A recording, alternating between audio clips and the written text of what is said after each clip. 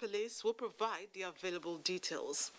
And the worrisome incident, a 4-year-old girl and her parents are currently distraught, and the school bus driver is behind their predicament, allegedly. The details will cause us to reevaluate the mental disposition of school handlers. And for updates, we revisit the case of a teenager who died mysteriously in a Lagos hotel and the plight of a male amputee in need of support. We also have the usual events lined up for your viewing delight, but I will stand down for Joseph Johnson, who is set to give us the day's news. There you go, Joe. Thank you very much indeed, Becky. President Muhammadu Buhari has made a strong case for African leaders to work concertedly towards ensuring a more productive, self-sufficient and purpose-driven organization that will fully serve the interests of their people, contributing to the debate on the reform of the African Union. The president maintains that global realities demand that the Union must be overhauled to remain relevant in intergovernmental processes. State House correspondent Adam Musambo has details. The debate held behind closed doors followed the submission of a comprehensive report on the institutional reform of the African Union by President Paul Kagame of Rwanda. President Muhammadu Buhari told the African leaders that Nigeria demands a truly reformed, efficient and effective African Union Commission that is fully committed to the discharge of its duties and responsibilities. He assured them of his country's full support and abiding commitment towards ensuring that the reform process is successful. Foreign Affairs Minister Geoffrey Onyama attended the closed-door session. Mr. President is a great believer in good governance, in transparent governance, and also in impactful governance. Nigeria is one of the big contributors to the AU, and you want to see the benefits of what you're paying for, you see, and also the vision that we have for, for Africa. As I said, the Africa we want. We have a 2063 agenda, a roadmap, and it aligns and tallies very much with Mr. President's general vision, peace and security, good governance. He's been champion of the anti-corruption program of the African Union, so he also wants to see that institutionalized. President Buhari calls for collaboration and greater coherence amongst all stakeholders towards the attainment of Agenda 2063. Meanwhile, Nigeria's candidate, Ambassador Bankole Adewoye, has been elected as the new Commissioner for Political Affairs, Peace and Security of the African Union Commission. Ambassador Adewoye was overwhelmingly supported by all the 55 member countries of the African Union. You realize, of course, that we need somebody that would galvanize and mobilize whatever resources, whatever it takes to assist us in addressing these matters of peace or lack of it and insecurity. So we need all the peace that we can get, we need all the security to enable us to address other issues of development. We have in our candidate somebody who has had the rare privilege of serving as chairperson of the African Union Committee on Peace and Security 3 times. And he is simply about the best that you can get today in Africa. During the election, Musa Fahaki Mahamat was returned unopposed as the chairperson of the African Union Commission. From the State House, Adam Musambo, NTA News. The ongoing construction of a second bridge across the River Niger is said to be a promise made and kept by the Buhari's administration to the people of the southeast region. Joy Ilegbo reports that leadership of the All Progressives Congress APC in the southeast and Ohaneze, who visited the site in Anambra State, said the project will not only benefit people of the region but the country in general. With the federal government's determination to complete the second Niger bridge within specified period, the bridge, which is at 54% completion, is already taking shape with the incremental launch of the bridge deck with the Asaba bound already completed. Selected leaders of the APC Southeast and Ohaneze leadership, led by the Imo State Governor Hope Uzodinma and President General Ohaneze Ndibo, George Obiozo, were at the site to ascertain the level of work on the monumental project. And those who are saying the federal government has not remembered Southeast. I want anybody to point at anywhere in Nigeria that is one project that is its cost is 366 billion naira. And I believe the only way really to trust your government is that when your government makes a promise, it keeps it. And we are very happy that President Buhari made this promise, and he's keeping the promise. I am extremely impressed with what we have seen. I want to thank Mr. President for taking it as a responsibility that these projects continue to move and move the way it is moving. The bridge, with a contract sum of 206 billion naira, is a major signature project of the APC government in the southeast region, said to have indirectly provided employment for the surrounding communities, engaging over 20,000 people. Countdown to the 2022 completion date for the second Niger bridge has already begun, as the people wait eagerly when the bridge will be opened for use. From Onitsha, Joy Ilwebu, NTA News. The Federal Ministry of Agriculture has challenged all the institutions under the ministry on the need to carry their host communities along in the experimentation of research and innovations. Minister of State for Agriculture Mustapha Baba Shehuri spoke during a working visit to Bauchi and Gombe states. Musa Babaliu has more. Mustapha Baba Shehuri, the Minister of State for Agriculture, is on a two-day working visit to Bauchi and Gombe states to inspect projects being executed by the federal government through his ministry. In Bauchi, he inspected the ongoing 10-kilometer rural routes under construction in the state. He was, however, not happy with the way this market was yet to put to use after it was completed 2 years ago. In Gombe, at the Federal Horticultural College located in Dadunkowa, he challenged the school authority to give priority to extension services. He said all institutions under the Ministry of Agriculture can generate revenue through their innovations and activities. This, coupled with efforts to improve rural infrastructure and other value chain support, will invariably contribute to the attainment of Mr. President's desire to ensure easy access to quality food and nutrition by Nigerians. There are 3 rural routes under construction by the Ministry of Agriculture in Gombe State, with the Minister of State assuring the state government that the projects will be completed in good time. Musa Baba Aliyu, NTA News. Meanwhile, the intentions of the federal government in reviving agriculture as an alternative to oil is yielding the desired outcome. Emmanuel Akila reports that in Gombe State, the farmers' harvest of cotton for the 2020 wet season farming, funded under the Anchor Borrowers Program of the Central Bank of Nigeria, has brought back their cotton pyramids long forgotten to feed home granaries. The era of financial difficulties and bad markets that caused setback to cotton production in Nigeria is over, courtesy of the renewed political will of the Buhari administration that came about the Anchor Borrowers Program by the Central Bank of Nigeria. Now, hundreds of metric tons of cottons have been harvested in the northeast in the last wet season farming, and the CBN has come to receive the harvest to sell to local cotton processing companies. You can see the quantity now. A very large quantity of cotton. They are still bringing. They have not finished bringing because we have just started. So the effort made by the government, by the CBN at the federal level, and also by the state government ensuring production of this season and the security, I think has affected the production.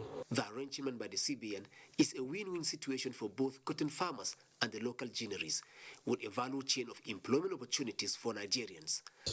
How do we take this Anchor Borrowers Program scheme to the CTG sector? Well, that's been done already by the CBN. Like I said, it's a value chain intervention.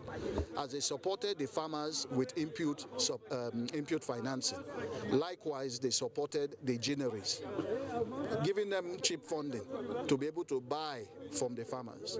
The funds by the CBN are provided to the farmers through commercial banks, another boost to the financial institutions to help them drive private sector-based economy in the country. In Gombe, Emmanuel Akila, NTA News.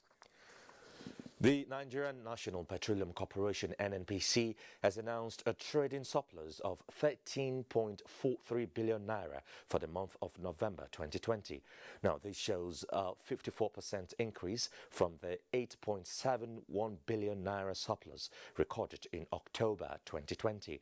A statement by the Group General Manager, Group Public Affairs Division of the corporation, Dr. Kenny Obateru, says the 54% increase in trading surplus in November 2020 is primarily ascribed to the substantial decrease in expenditure from the Nigeria Gas Company due to cost reduction in overheads, coupled with 38% reduction in NNPC corporate headquarters deficit, and the noticeably improved profits for additional engineering services rendered by the Nigerian Engineering and Technical Company, NETCO, and increased revenue from import activities posted by Duke Oil Incorporated. These healthy performances, according to the statement, dominated all other NNPC subsidiaries to record the group surplus. The report also indicated that export sales of crude oil and gas for the month stood at $108.84 million, making a 70.33% increase compared to the previous month. Now, genuine efforts at repositioning the ruling All Progressives Congress towards consolidating its position as the political party of choice in delivering democracy dividends is at the heart of the APC membership revalidation exercise ongoing nationwide. Olabode Arewa reports puts together the activity in some states. With renewed faith in the progressives' ideal, as espoused by the APC, party faithful are turning out to revalidate their membership of the party. Hussein Musa reports that in Niger State, Governor Sonny Bello joins other party members to revalidate his membership. We want people to join our party, so we cannot close our doors.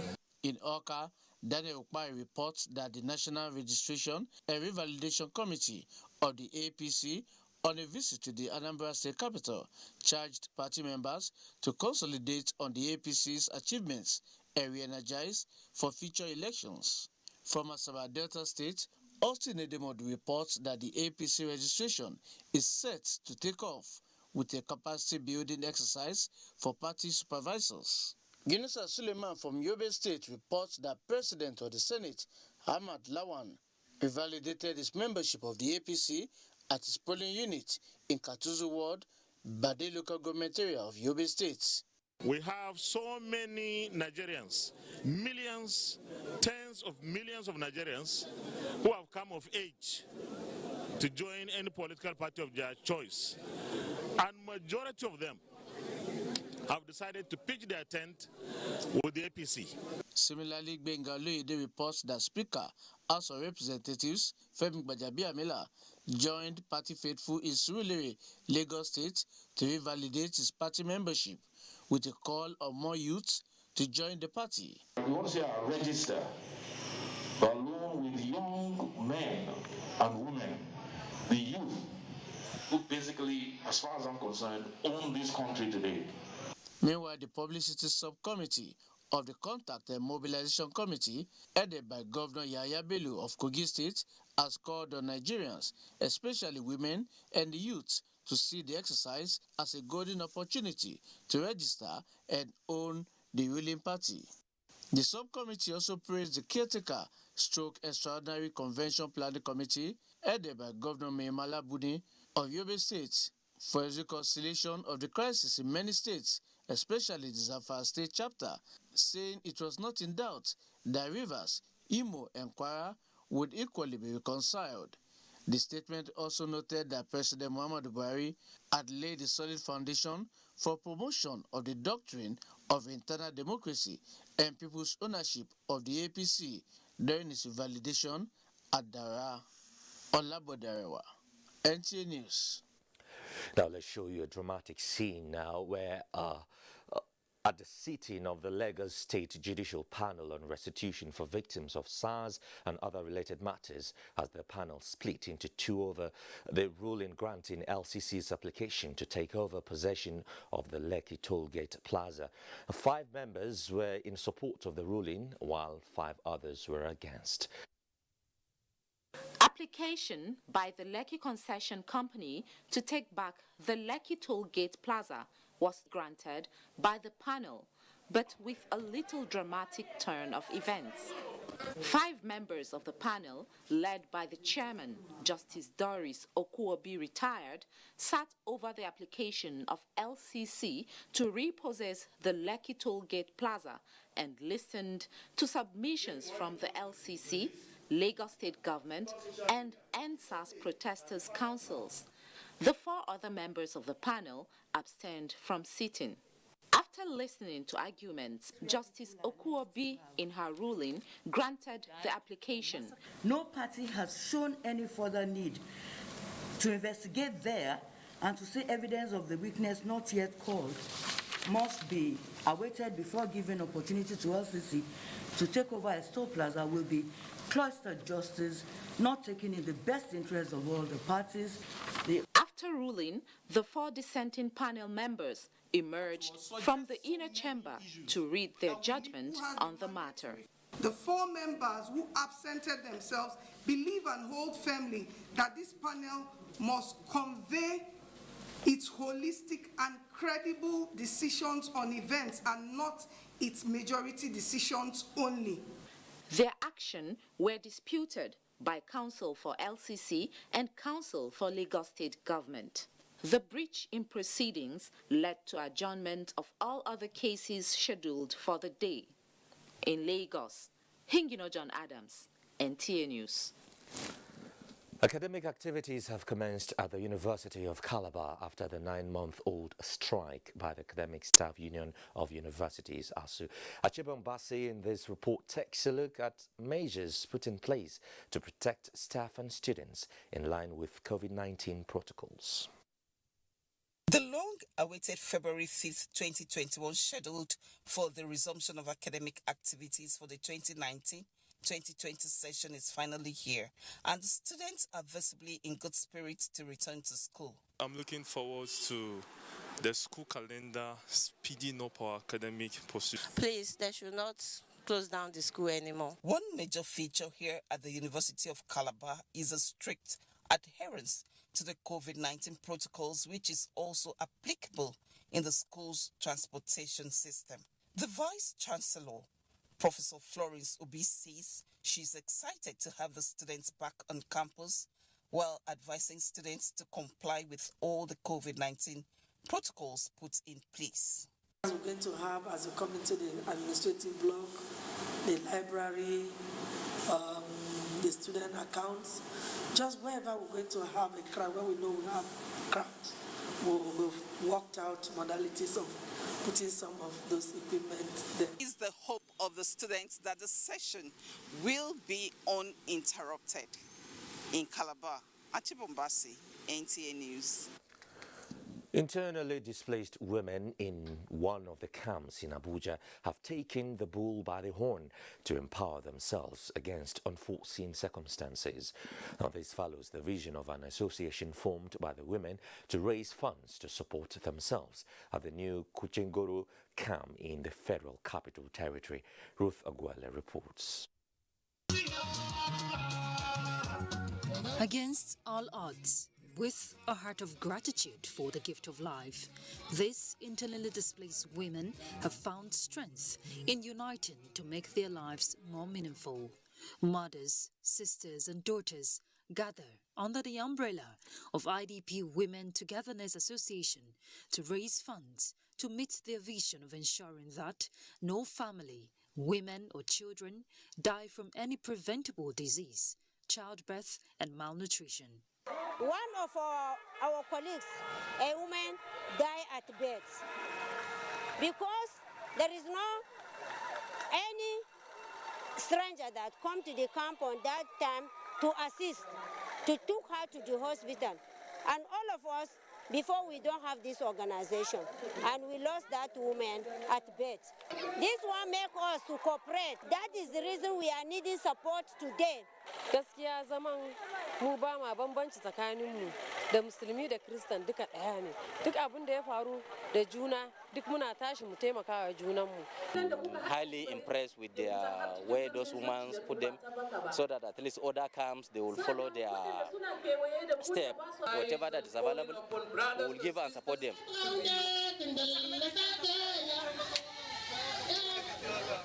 Excitedly, they display their cultural heritage in celebration of their progress. But beyond this gathering, a better tomorrow with the necessary support, they say, is their hope, so that their children will grow in good health. In Abuja, Ruth Ogale, NTA News.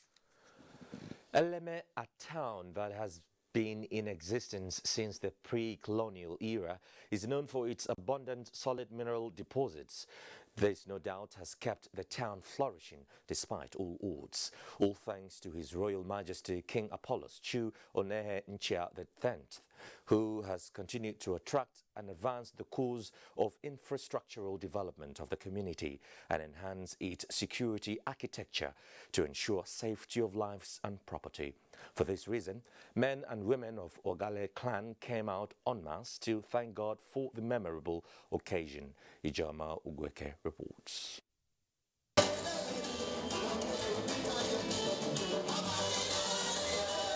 Total restoration of peace, security, and surviving the challenges of 2020 gave rise to the special thanksgiving by the Ogale clan.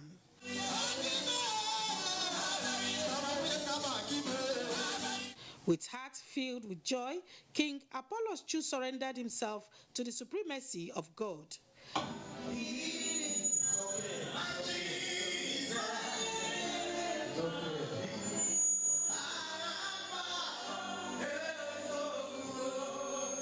As the church service came to an end, the ceremony shifted to the King's Court, where encomiums were poured on His Royal Majesty Apollos Chu, who was also honored with a Distinguished Leadership Award for his humanitarian and philanthropic gesture. These have in no small measure impacted on people's lives.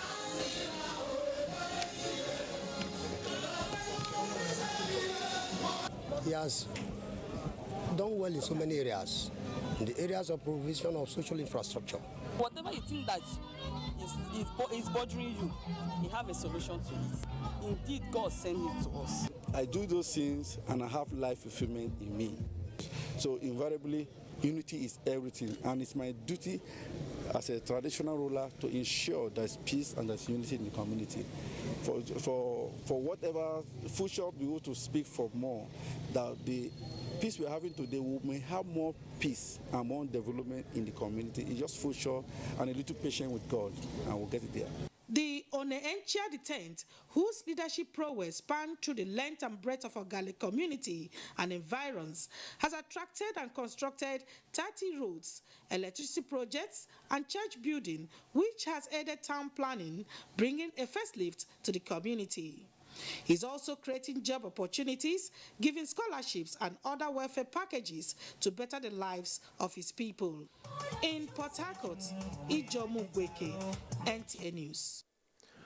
President Muhammadu Buhari congratulates most warmly the Ohinohi of Ebiraland and chairman of Kogi State Traditional Council, Alhaji Ado Ibrahim, as he marks his 92nd birthday anniversary. The president, in a statement, applauds the Ohinoi's tireless commitment to the development of his domain and urges him to continue to promote peace and unity, not only in Ebiraland, but also Kogi State and the entire country. The president prays for sound health and longer life for the monarch, so that his over 2 decades reign will continue to yield enduring legacies and impacts positively on the people of Kogi State. Similarly, the Emir of Ilorin, Dr. Ibrahim Sulu Gambari, extols the virtues of the Ohinoi of Ebiraland, Alhaji Ado Ibrahim, describing him as a foremost monarch and nationalist who has lifted the rich culture and traditions of Ibera people to an enviable height. In a goodwill message, Alhaji Sulu Gambari notes that the sustained peace and tranquility among the sons and daughters of Ibira land is a true testimony of his leadership qualities as an exemplary and worthy ambassador. He praised God to grant the Ohinoi peaceful reign and divine wisdom. As one of the purest forms of arts, poetry relieves man's daily sobs and experiences, as aptly captured in a new literary work titled Something About Everything, authored by Brigadier General Dele Arogundade, a serving officer of the Nigerian Army. Gufang Shaji, who was at the book presentation, reports that the 102-page book proffers answers to some questions and challenges confronting the world. Writing of any sort is hugely an emotional activity that buds from life experiences. Arogundade's book has enduring titles and sections of reflective poems like Cloudy Matters, eulogies, places and random vibes, touching on something about everything. Very poetic way of providing answers to complexities, with literary points at deadly challenges of leadership, poverty, and more. In the midst of all of this, Arogundade preaches tranquility. Arogundade's works reflect his desire to put ink on paper about everything that has caught his fancy in an ever-evolving world. I practice engineering, but I find more fulfillment in writing than engineering, because that is the natural me. When you discover yourself, you develop those potentials. Ultimately, your potentials will pay your bills. You saw his talent in the literary cycle and encouraged him to put pen to paper, and the result is what you are seeing. Besides his writing prowess, the Brigadier General also caters for the less privileged. He says donations from this book presentation will be channeled to the education of the less privileged. Abuja, Gufan Shaji, NTA News. Let's now join Tamara Bue for Sports Update. Match day 9 of the Nigeria Professional Football League concludes Monday with the fixture between Rivers United and Nasarawa United at the Adokie Amiesimaka Stadium, Port Harcourt, live on NTA. Other day 9 fixtures recorded 2 away wins. Sunshine Stars lost yet again 1-2 to Kwara United. Same scoreline between MFM and Heartland FC. Top scorers for the day are Aqua United with a 3-0 victory over Katsina United. In tennis, the first Grand Slam of the year, the Australian Open, serves off Monday in Melbourne. Naomi Osaka, 2019 winner, 7-time champion Serena Williams and world number 1 Novak Djokovic will all be in action at the Rod Laver Arena in round 1. Naomi Osaka is up against Anastasia Pavlyuchenkova. Serena Williams faces Laura Siegmund, while Novak Djokovic squares up against Jeremy Chardy. In boxing, the boxing world has been thrown into mourning as former world heavyweight champion Leon Spinks dies at 67. Leon Spinks, an Olympic gold medalist who also shocked the world by beating Muhammad Ali to win the heavyweight title in his 8th pro fight, died Friday night after battling prostate and other cancers. With sports update, Tamara Ibiwe, NTA News. President Muhammadu Buhari has expressed deep condolences and sympathy over the demise of Ajia Meru Saidu Daura, wife of late older brother of the Emir. In a condolence statement, President Buhari described Ajia Meru as a respected lady who worked for the welfare of the community, and her demise an irreparable loss to her family and the community. He praised God for the salvation of the departed soul and strength to the bereaved family. And that's the news segment. Thank you very much indeed for watching. I'm Joseph Johnson. We take some messages now. After that, Becky will be back with her bag of juicy stories. Stay with us. Dear customer, link your Airtel number to your national identification number today. Here are easy ways you can do it. Dial *121*1# on your Airtel line and follow the prompts on the screen. Type in your 11-digit government-approved NIN number. You will receive a confirmation message to confirm your entry. You can also visit www.airtel.com.ng/NIN to link your phone number to your NIN. If you do not know your NIN, simply dial *346# to get it. No stress, no wahala.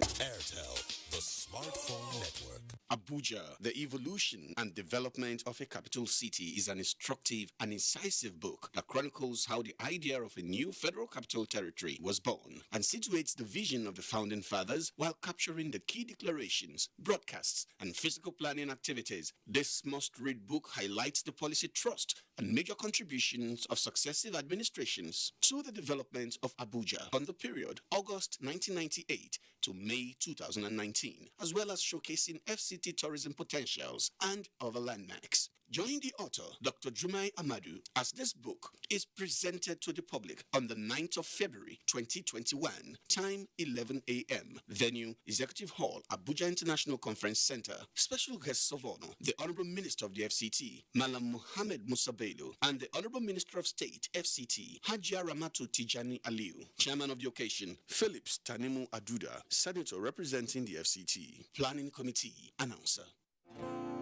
Hey guys, making music for you is so easy for me to do. But you know what else is super easy to do? Linking your NIN to your Glow line by dialing *109*NIN#. Or I can call 109 from my Glow line and follow the instructions. And if I don't want to call, I can text my NIN to 109. I can even visit glowworld.com/NIN. And what if you've forgotten your NIN? All you have to do is dial *346# and Glow will help you remember it. Someone may ask, what if I haven't registered? All you have to do is go into the nearest Glow World and we'll help you register. It's that easy. So don't get disconnected from all of the amazing voice and data offers from Glow. Linking your NIN to your Glow lines is simple, safe, and 100% free with zero hassles. Glow Unlimited. Like a bird needs wings to fly, you need skills to be productive.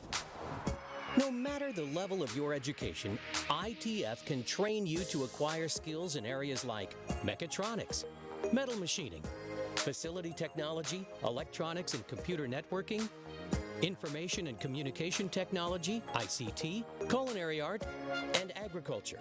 Acquire a skill and transform yourself from being unemployed to becoming even an employer. Be a valuable Nigerian youth. Say no to unemployment and poverty.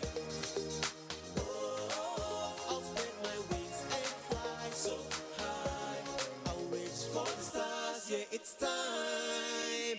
Industrial Training Fund, developing the nation's human resource. When times are tough, we know that as a mother, one thing you should never compromise on is your family's oral health, because they deserve the best. Oral-B, all-round protection. Its great value, it protects your mouth from harmful bacteria and also protects you against tooth holes and gum problems which can lead to tooth loss. It strengthens your family's teeth and gives them all-round protection. So remember, protect their future. Oral-B for healthier, stronger teeth in just 1 week.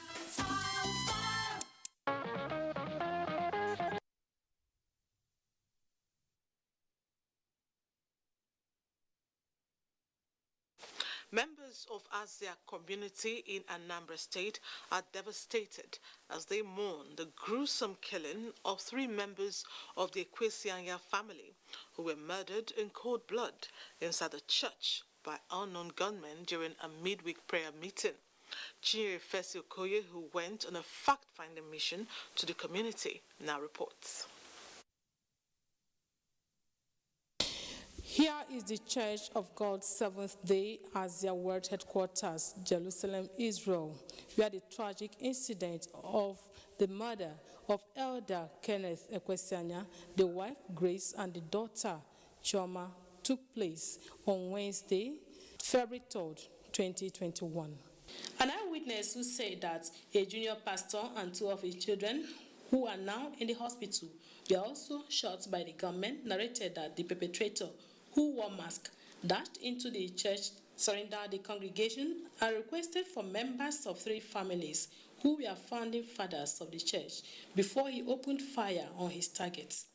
The eyewitness who said she is still in shock of her life and her younger brother who got saved from the scene told NTA crew that there was a lingering tussle before now over ownership of the land where the church is situated at the boundary between Azia and Osumohu, both in Ihala local government area of Anambra State. At the end of that, concluding the prayer, I overheard somebody say, all of you surrender your phone.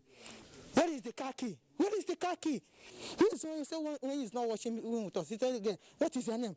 Pointing at my husband. Are you sure you're not weighing? My husband said, he's not weighing. Then he said, all of you, go to that side and consider all of you dead today. I'm here for 3 people. I'm here for a mission for 3 people. Then he first of all shoot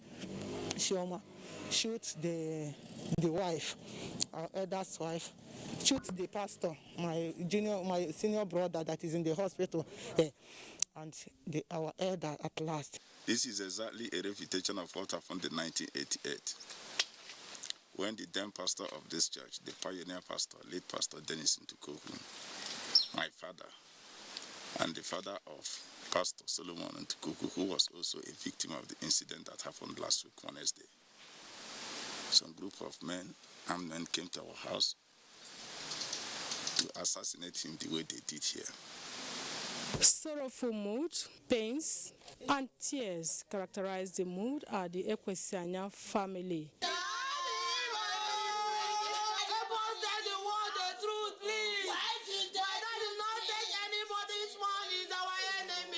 This man made me who I am. I wouldn't have been a doctor if I didn't meet a brother like this. We've been reading bizarre stories about what they cooked. It's a cooked story, but we know it's not true. The real story will soon come out. Though the family members say they are yet to come in terms with the realities on ground, they have opened condolence register for the deceased, while sympathizers have continued to throng their compound to console them over the ugly incident. The deceased, Elder Kenneth Ekwesianya, who was the general overseer of the Church of God Seventh-day Asia for over 2 decades, aged 72, was a retired director in Anambra State Ministry of Education. The wife, Grace, aged 56, was the headmistress of Obum Community Primary School, Asia, while their daughter, late Chioma Ekwesianya, aged 32, was a postgraduate student at Chukwuemeka Odumegwu Ojukwu University. While waiting for the outcome of the ongoing investigation by the Anambra State Police Command, the deceased family members are praying for justice.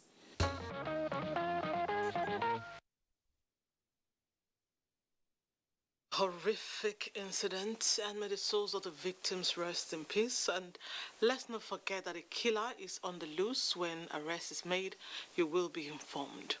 Now, November last year, we brought you a report about the mysterious death of a teenager in Lagos. Newsline promised to update you with events as they unfold.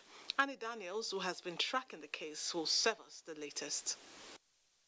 Like you heard from Becky, late Ayamikbosi Sunday was full of life, especially after marking his 17th year birthday, just 2 days before he met his untimely death in a hotel around the neighborhood.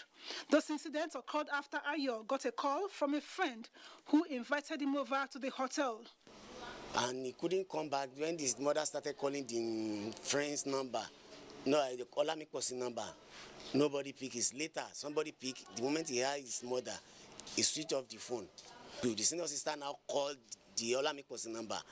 Somebody now picked it and told the senior sister to go and meet Olamikbosi corpse in the mortuary. I don't know the friend. I don't know anybody. Yet to come to terms with the unfortunate incident, the family got another shock. They saw Ayamikbosi's lifeless body inside a vehicle. And I called the driver. Who drive this car? He said he's the one that drive the car. That is a good Samaritan. You are a good Samaritan. Where do you pick him? Do you pick him on the road? He said you just help him. You help him. Do you help him to hospital?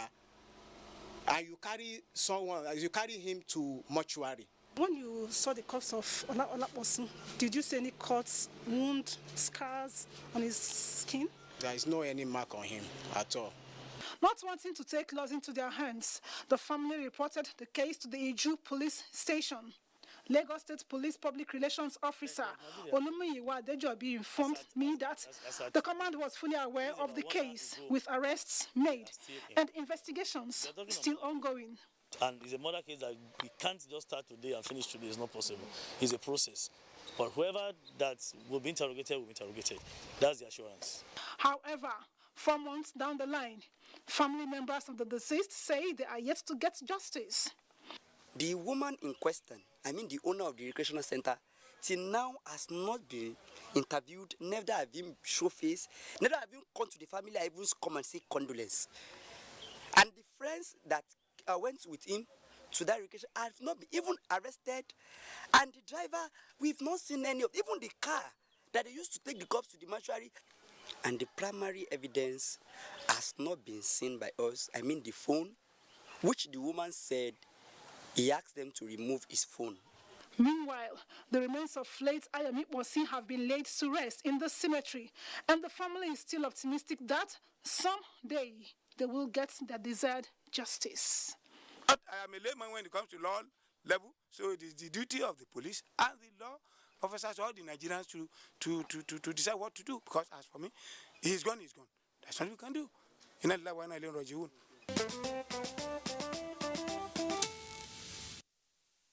Like you just saw, family members have vowed not to rest until the mystery surrounding Ayo's death is unraveled. Obviously, more to come. 20-year-old Okweyemi Olatoke is physically challenged. Instead of receiving love and a high degree of empathy from family, this young lady was allegedly kept in solitary confinement for 5 years.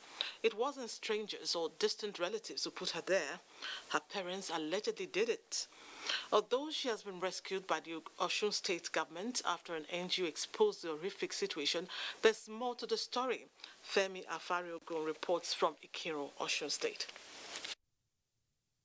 Okweyemi Olatoke was not born with paralysis until a strange ailment struck her at age 4. For the past 16 years, Okweyemi has been in that condition under her parents' care. Even her father, who is a pastor, was helpless. Recently, a non-governmental organization exposed the alleged inhumane treatment of the young woman, now 20. She was allegedly locked up by her parents due to her condition in an abandoned room. This prompted the Osun State Ministry of Women Affairs and Social Welfare to arrest her father and brother in Ikiro, where she was kept. However, Okweyemi's mother and brother's side of the story contradicted the story that went viral.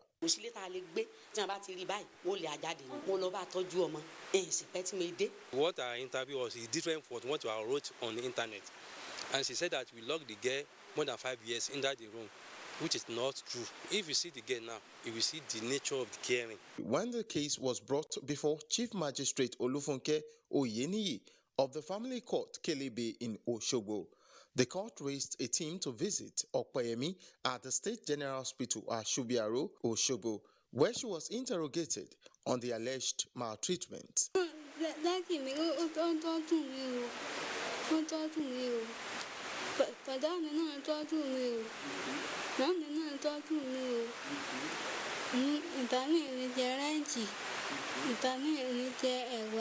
Based on Okweyemi's side of the story on interrogation, which corroborated police findings, particularly on the period she has been in confinement, the magistrate freed her father and brother, ordering them to ensure proper care is given to her.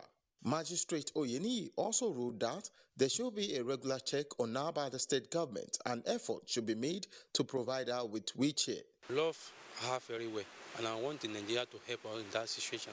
Okweyemi is one of the many out there in the society desirous of love and adequate care. If they have an opportunity to choose how they should be created, they wouldn't choose to be created as somebody living with disabilities. Though her father, who is a founder of a church in Ikirun, and brother have been discharged and acquitted of all charges, it is hoped that the lessons of the 5 days in PlaceNet we made them redouble their efforts in adequately taking care of Okpeyemi.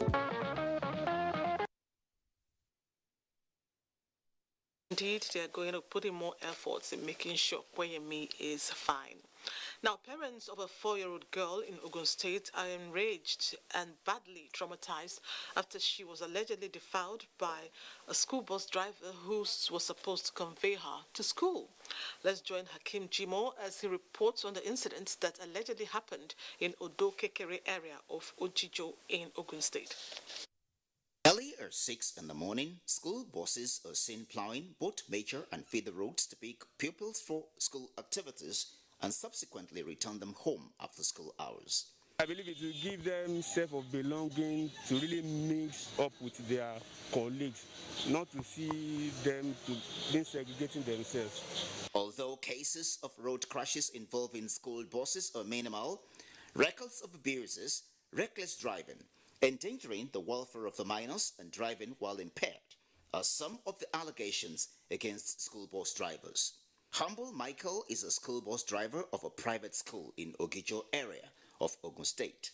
He was doing this job unhindered until he decided of his own volition to engage in a sexual assault of a 4-year-old pupil while taking her home from school. He has, however, confessed to this horrific crime. I've never in my life fallen a victim like this. I've tried to humble myself. I don't know what pushed me. The abused minor explained how helpless she was in the hand of a 32-year-old Humble Michael, who they all addressed as uncle. When I put his hand on my bum, and I said I should sleep in the school bus. When I got home, I was crying. I said I should stop crying. I saw a pants full of blood.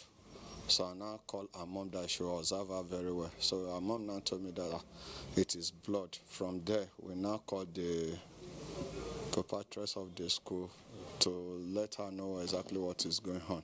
Although the police have promised to prosecute the suspect for punishment on the law, Nigerians are worried about the psychological effects of being sexually assaulted as a child. He was interrogated and he confessed to the commission of the crime. The Commissioner of Police, CP Edward Awolo Ajogun, there and then directed that the case will be transferred for discreet investigation and the prosecution of this culprit. It's another mental health issue entirely, which is a personality disorder. Usually, their taste is for children, so they need treatment to see them through that period, to see them, to heal them emotionally, and psychologically, so that it will not affect them in future.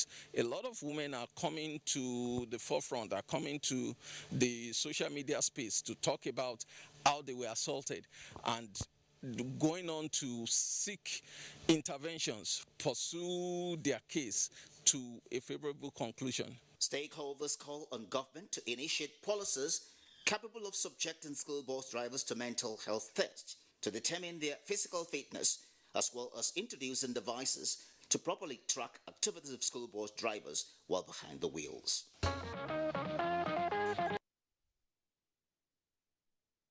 A despicable crime done to an innocent baby, and of course the law will take action on the pedophile. A fortnight ago, we brought you a story of a young man with a big vision of becoming an international cobbler, but his dreams can only be achieved with your help.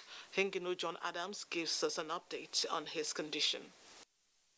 Though days are passing and time is not on his side, with the deadline of June 2021 given to him by his doctor for a surgery, Kelechi Sunday Evo is still determined to achieve his dream.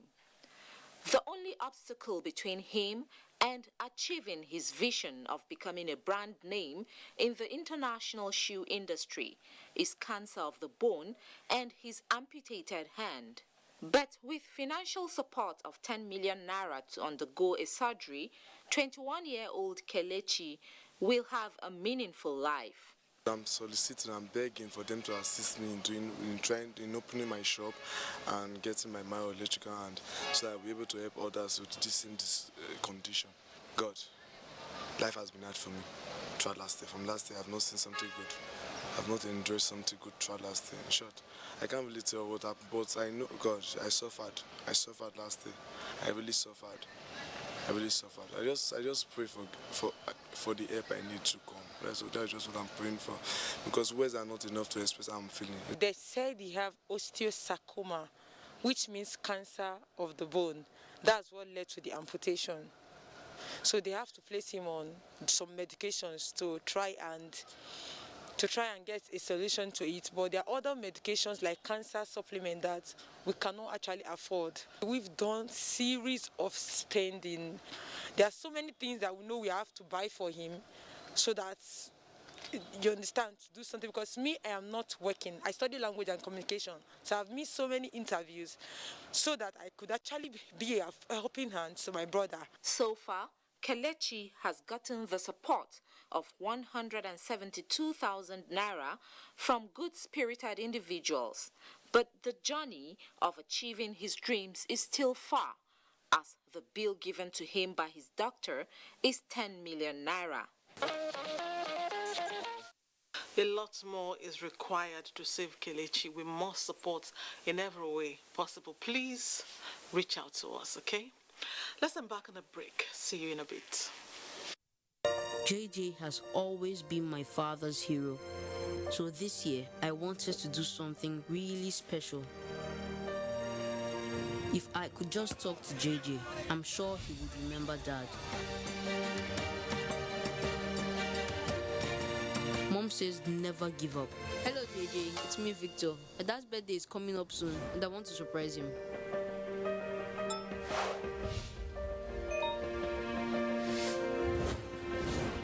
And she was right.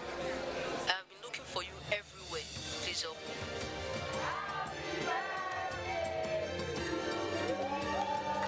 Hi Samuel, happy birthday, it's JJ. Happy birthday to my man. My dad is my hero, but now JJ is too. The best data plans in town. Find your first. Dial *777#. When times are tough, we know that as a mother, one thing you should never compromise on is your family's oral health, because they deserve the best. Oral-B, all-round protection. Its great value, it protects your mouth from harmful bacteria and also protects you against tooth holes and gum problems which can lead to tooth loss. It strengthens your family's teeth and gives them all-round protection. So remember, protect their future. Oral-B for healthier, stronger teeth in just 1 week. See how much it now looks better. Golden pennies and movita. New look, the same great taste. Golden pennies and movita. New look, same great taste with natural ingredients. Contains proteins that help maintain a balanced diet. New look, same great taste. Golden penny semovita, your soul food. It is time for celebration. Oh. 30 years bustling with goodness. Eh. The challenge can never ever stop us. You can't underrate us. You can't underrate. Bustling with so much greatness. Enjoy our world of good.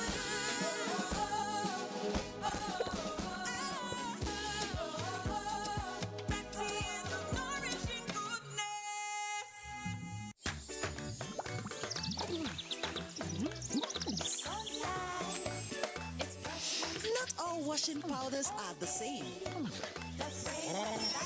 Sunlight adds bursts of freshness to cleaning power to give you Sunlight 2-in-1 for sensational cleaning and freshness that lasts and lasts and lasts. Sunlight 2-in-1. Sensational cleaning with burst after burst of freshness. Confidence is important in life's little moments. Strong teeth can help, even if they get her into trouble sometimes. A great smile is useful to break the ice, and making friends is easier when you know you have fresh breath. I give my family confidence with Pepsodent Triple Protection 123. Its antibacterial action formula gives them cavity protection, white teeth, and fresh breath. The confidence of 3 toothpaste in 1. Pepsodent Triple Protection 123.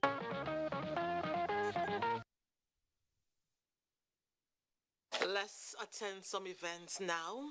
The ancient city of Jamire in Bauchi State recently witnessed a historic gathering of traditional rulers, prominent politicians, and people from all walks of life who showed up for the 50th anniversary of the Emir Alhaji Ahmadu Mohammed Wabi. Bulak Asfa reports that the occasion featured a number of activities with guests extolling the virtues of the Emir.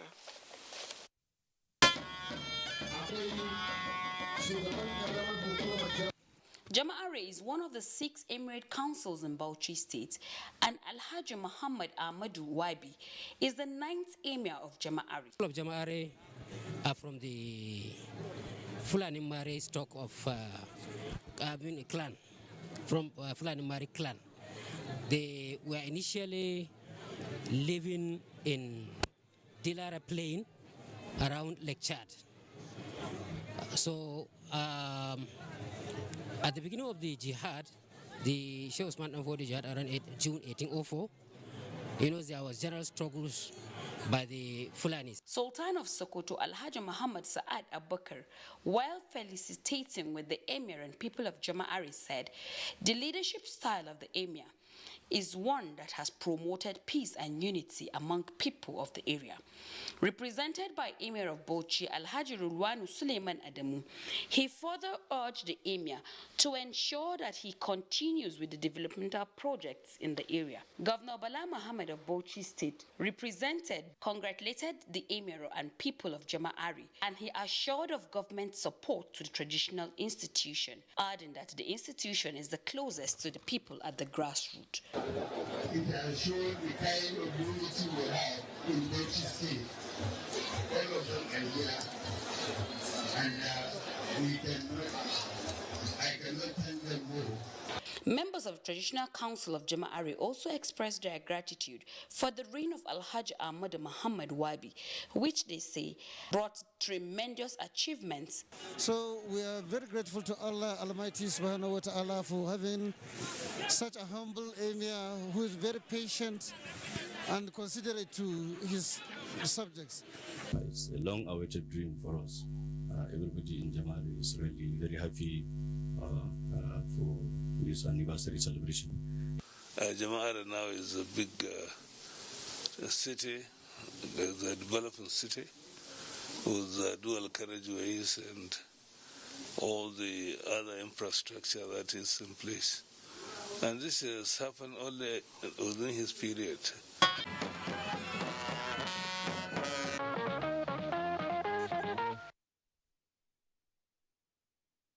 To the royal father on the anniversary. It was a joyous moment as Secretary to the Board of Civil Defense, Correctional Services and Immigration Services, Malam Alassane Yakmout, gave out his daughter Faiza to Ahmed Gambo in marriage. The wedding fatia was witnessed by distinguished personalities from across the country. Kim Quartz covered the wedding for Newsline. State low-cost mosques, venue of the wedding, witnessed an array of guests as traditional rulers, top government functionaries, as well as the Comptroller General of Immigration Service graced the events. Guardians of the couple exchanged and received dowry, which was announced before the gathering.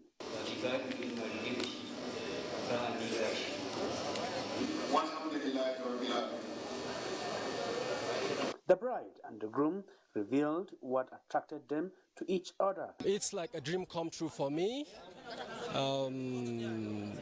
This wonderful being, she's been part of my life, practically and literally part of my life. He's very gentle, very kind, honest, respectful. He's never had fights or chaos with anybody. He's very caring and kind. Parents and guardians, while expressing the support from guests, and well-wishers who graced the occasion prayed for a lasting union. I expect that my daughter should be very patient with her husband and her husband in return. For me, this exercise is a continuity of human culture.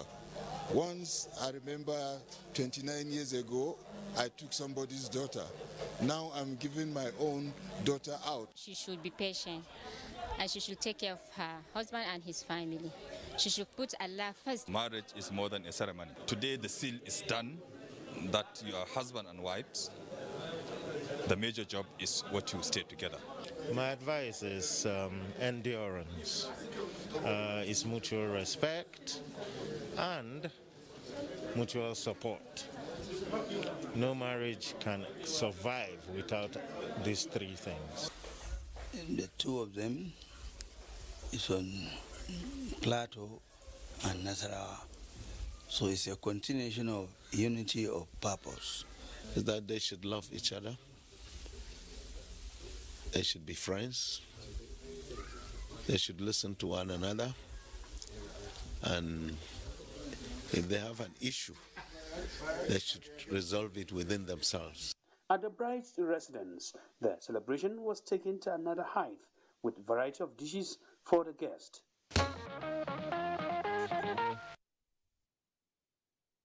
Congratulations to the lovely couple. Now for some sightseeing. There's a rural settlement in the northern part of Yobe State that is surrounded by beautiful sand dunes and oases. This destination, blessed by nature, is serene and breathtaking. Yunusa Suleiman, who recently visited the potential tourism terrain, will give us a tour. The road to Tulo is rough and dusty, which can only be accessed using four-wheel drive vehicles, as visitors must cross many hurdles when en route to the remote community. Tulo in Kanuri language means a land full of clay soil. The community is one out of the 10 political wards in Yusufari local government area, located at the northernmost part of Yobe State between Nigeria and Niger Republic. With a distance of more than 300 kilometers away from Damaturu, the Yobe State capital, records have it that the village came into existence about a century ago when pastoralists migrated there in search of water and greener pasture. The inhabitants of this hard-to-reach area are predominantly Mangawa from Kanuri extraction, who depend heavily on seasonal farming and livestock rearing as means of their livelihood. Nicknamed by those who once set their feet in the place as a desert land of hope, as evident, nature has blessed this border community with a beautiful landscape, in addition to attractive palm trees, oases, and an appealing sand dunes suitable for academic field trip and research purposes. According to some development experts, Tulo, which is as strategic for transborder trade, has the potential of becoming a pearl of tourism, which, if fully exploited, can boost Nigeria's foreign exchange earnings, as federal government is working hard to diversify the nation's economy. A place like this needs an urgent government intervention, because this place can serve as a place where the government can generate revenue. Because of this natural environment, people would like to visit, people would like to come. So I think a lot can be done and a lot can be achieved here in Tulo. The settlement is also counted to be among areas in the state with large deposit of potash mined from the abundant marshy and swampy parts of the oasis. Hence, one of the major suppliers of the commodity to other parts of the country and beyond for consumption by humans and livestock, as well as raw material for industries. People should feel free to come here. We are peaceful people. We are living here so peaceful. The place is very peaceful. There is no tension, no problem, nothing. So people can visit at any time. This is a home for all. Everyone is welcome here. However, despite these untapped potentials, this peaceful settlement is grappling with numerous challenges. Notable among them include lack of access road, electricity, telecommunication facilities, as well as threat posed by desertification that is encroaching at an alarming speed, thereby making life very difficult for the dwellers. Garin nan da hanya domin mun yi iyaka da boda, akwai harkokin kasuwanci da yawa da shige da fice, kuma wannan garin akwai arzikin ƙasa wanda ake samu wanda gwamnatin ƙaramar hukuma da na jiha da na tarayya take karuwa da ita. To those who once visited this serene environment say, it is a lifetime experience worth sharing.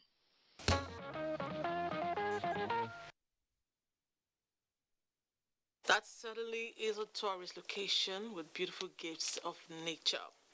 I hope you're having a great viewing time. Please keep it here as we pause for some commercial messages. House. We may look alike, but we are very different individuals. My adorable twins, they look so alike, but they don't like wearing the same things. And my little man, he loves to learn his own way because doing things his way is more fulfilling. Everybody believes their way is best. That's why Golden Penny Pasta is our favorite meal. It allows me to satisfy everybody just the way they want it. Golden Penny Pasta, made with durum wheat, is tasty, nutritious, a source of protein and fiber. Golden Penny Pasta, your way is best.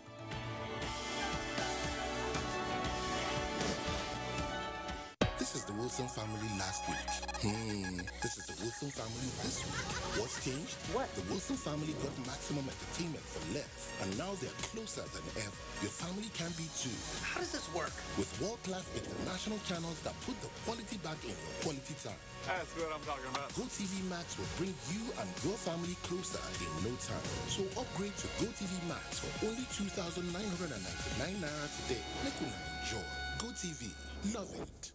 Nigerian youths are about the greatest asset the country has at the moment. It is therefore not surprising that the administration of President Muhammadu Buhari is strategically responding to the yearnings of the youth through multiple projects and programs. Youth entrepreneurship support, yes, by Bank of Industry, the Youth Investment Fund by the CBN, and several other conditional cash transfer programs. Recruitment of 774,000 social workers, majority of whom are youths, and so many other projects that are beneficial to youths directly or indirectly.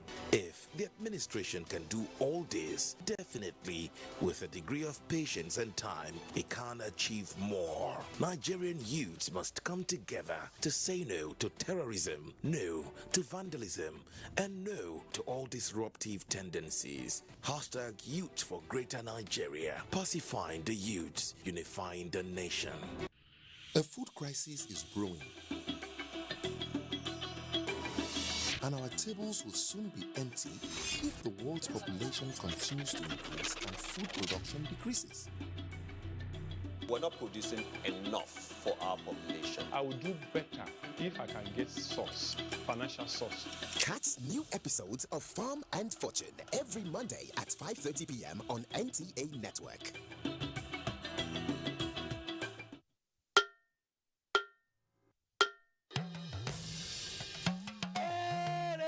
I bring you wonderful news.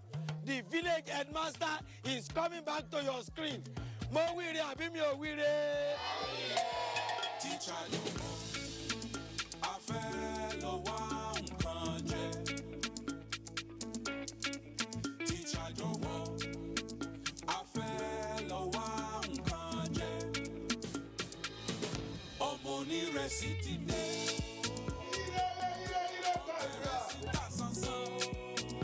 Go na better school for last giddy. Not be all this on a rugged yes school for Ijabi. I don't know for you. It's called Oja Village. Kadesi. We know happy at all. And I know that even you too, you are getting a lot of orders. Hey, we are trying, Shao. Sweep her leg out. She was standing there. Sweep it. I love you so much. And how did I give you the impression that I was interested in that position? 50-year anniversary. You mean anniversary? I mean, I talk with that now. Not for me. Not for me because of Pamio.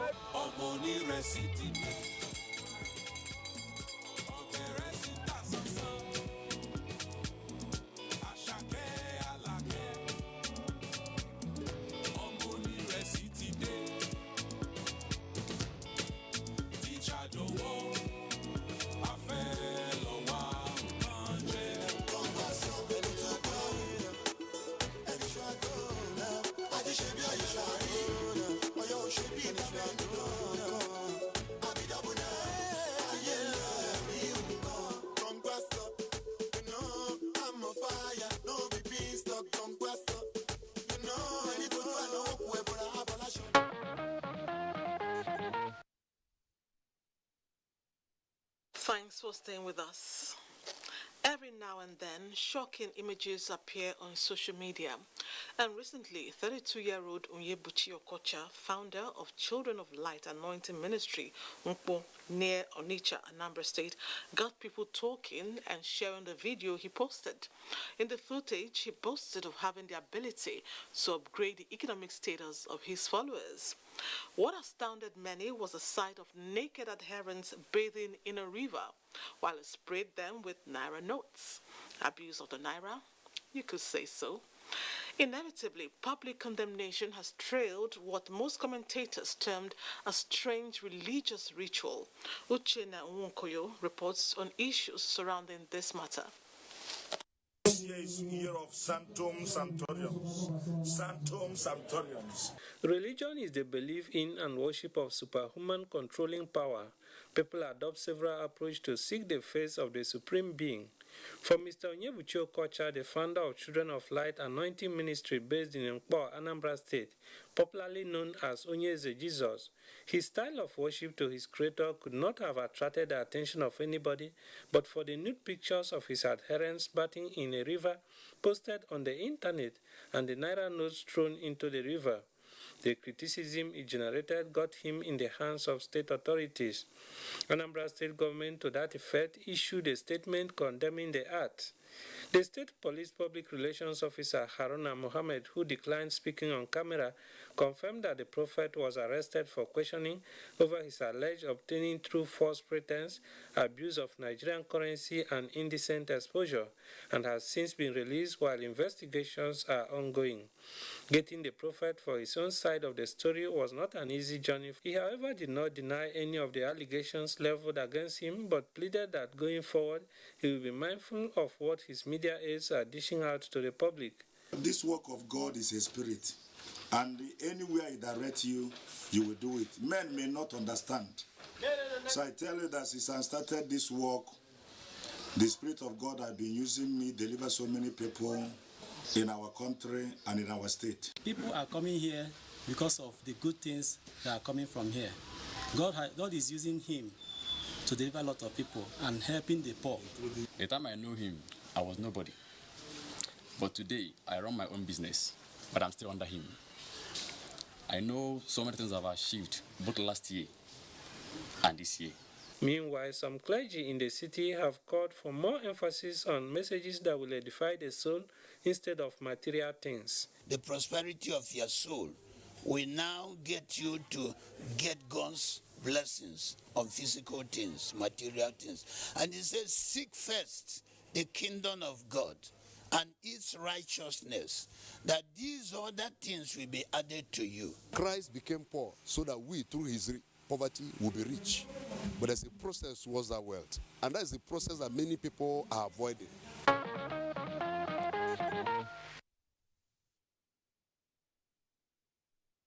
I hardly know what to say, so I'm just going to let that one slide. Let's move on.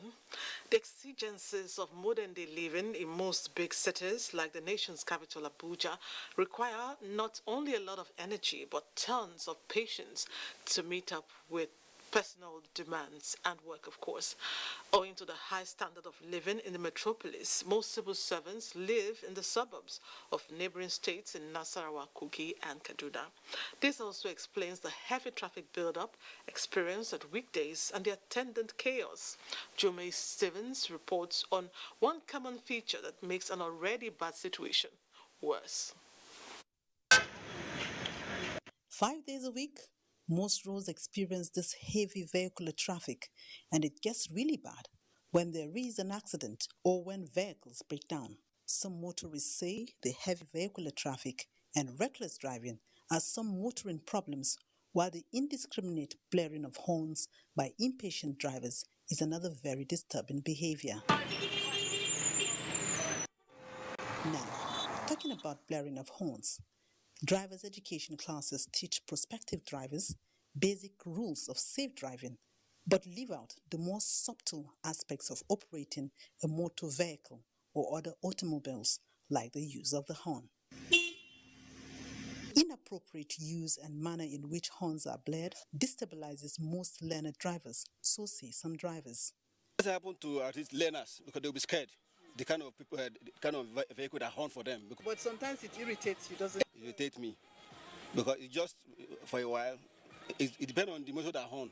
Because some people their horn is too it's too big that it can shake the whole place. People are always in a hurry, more especially at the traffic. Whenever they see the green light, there's the go, like you start people using their horn, pee, which is so annoying. People normally horn discriminately, so people should be more careful when they horn so that they don't scare people off. Although the horn is a very small device, it plays a very vital role in ensuring safe motoring. You use your horn to alert the person that a vehicle is very nearby. And secondly, when you are approaching a place and somebody is maybe lost in thought, is not aware that a vehicle is coming, you use your horn as a note to keep the person aware that a vehicle is approaching. So it's to create awareness that a vehicle is approaching for safety of other users and the safety of the person in the vehicle using the driving the vehicle. Attention is like the first step on the staircase of orderly driving and commuting. Behavioral experts say in all of this, the use of the horn is more or less an attitudinal thing. When you know what the horn is meant for in an automobile, then you keep to the rules and then behave well, where your character, your attitude becomes very vital. The bottom line is, achieving sanity on highways in the country depends to a large extent to strict adherence to the seemingly least important rules of driving, like when or how to use the horn.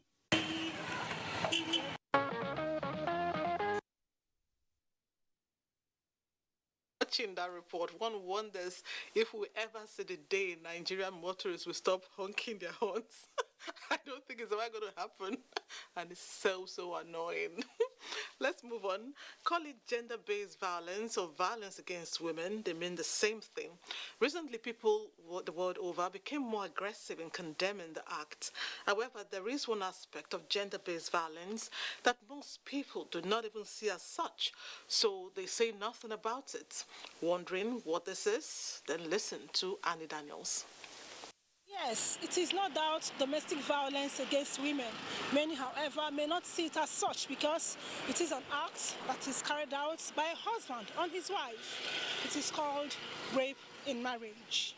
Rape in marriage, or marital rape, or in some cases spousal rape, is when you have non-consensual rape in the context of a marital union. This is a form of rape, as in all types of rape, that's a criminal act. Does it really exist? We have had many instances of wives that have come in to complain about spousal rape and marital rape. Still doubting that rape can possibly happen in a marriage setting, I had to ask other people if they are aware of such. Sorry, I've never heard anything like rape in marriage. It's a taboo when you say one of the spouses claim that he has been raped by the other spouse. So far the person is your partner, your spouse. Once you say I do, you should be ready.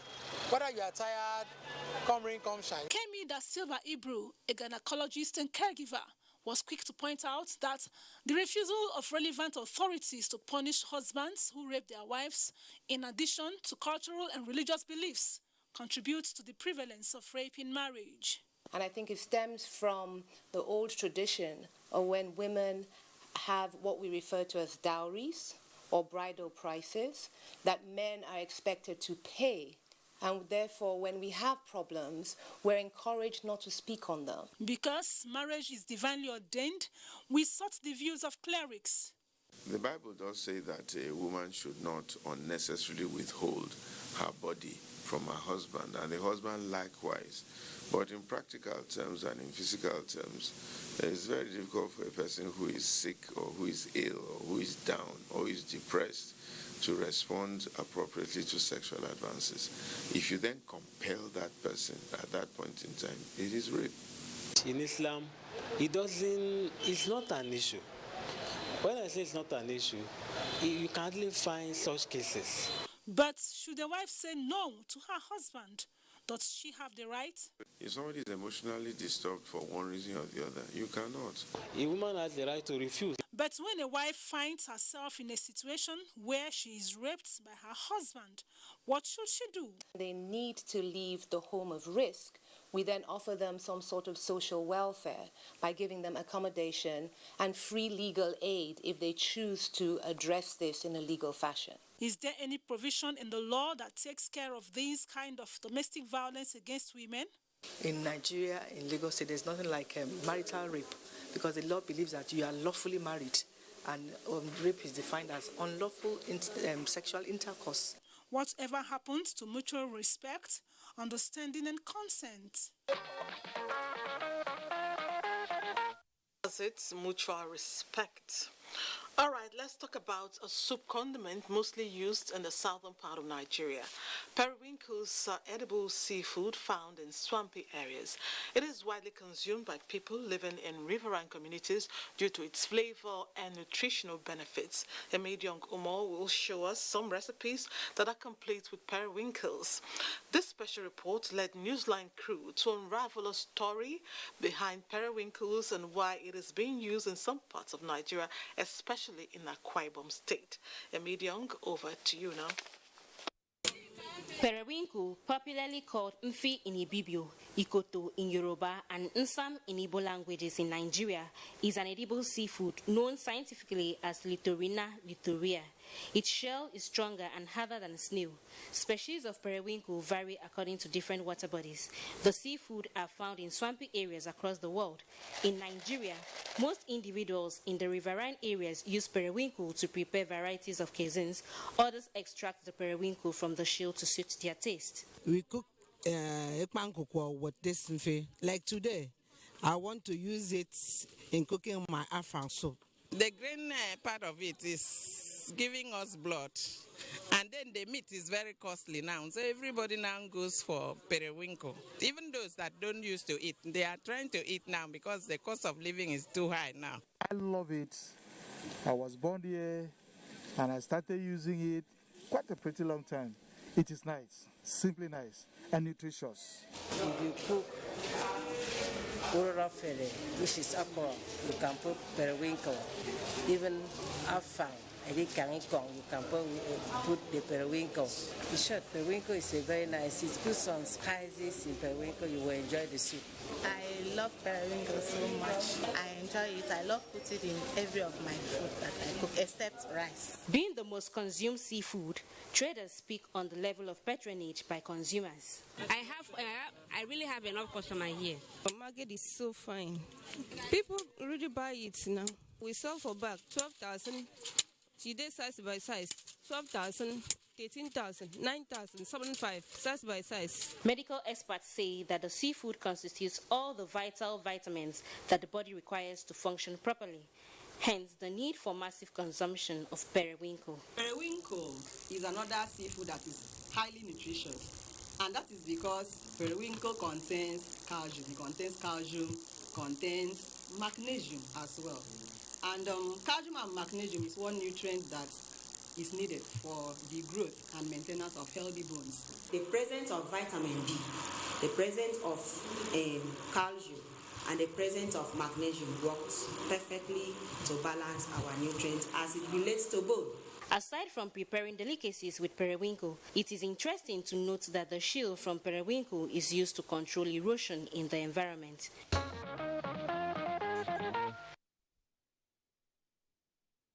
I personally can't imagine cooking soup without periwinkle. It's addictive because it adds to the deliciousness. We'll take our last break. Stay with us. A new edition of TV Guide is out with special focus on the game changer, His Excellency Governor Abdullahi Sule of Nasarawa State. Broadcasting in a digital economy, Maxwell Lobo gives an insight. This edition also features Nancy Naji of AIT, a name synonymous with business. Meet the NCDC boss, Dr. Chikwe Ihekweazu. TV Guide, your indispensable companion, also x-rays the relevance of social media in the modern society. Meet some TV professionals who have impacted their spaces and other inspiring stories in sports, entertainment, and lots more. Grab a copy at the vendor near you or NTA stations nationwide. TV Guide, your indispensable companion.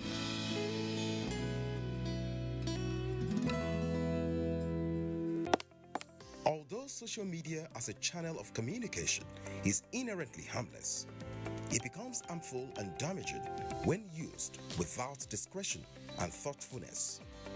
Bad social media users spread rumors and fake news without verification. But good social media users stop, reflect, and verify information before sharing it. Be a good social media user. Stop the spread of fake news. Verify the authenticity of your source and use social media responsibly for a better Nigeria. This message is brought to you by the Nigerian Television Authority, NTA, in collaboration with the National Orientation Agency.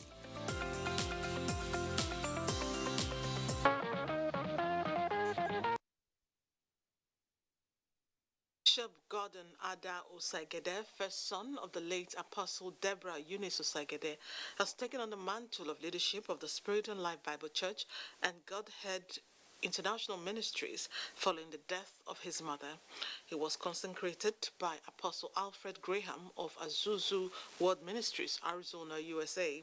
This was at a Thanksgiving service that climaxed the funeral rites of the late apostle. Agatha Iguarojo brings us the trappings of the ceremony tagged Celebration of Heaven's Joy. God does not move. He doesn't shake heaven.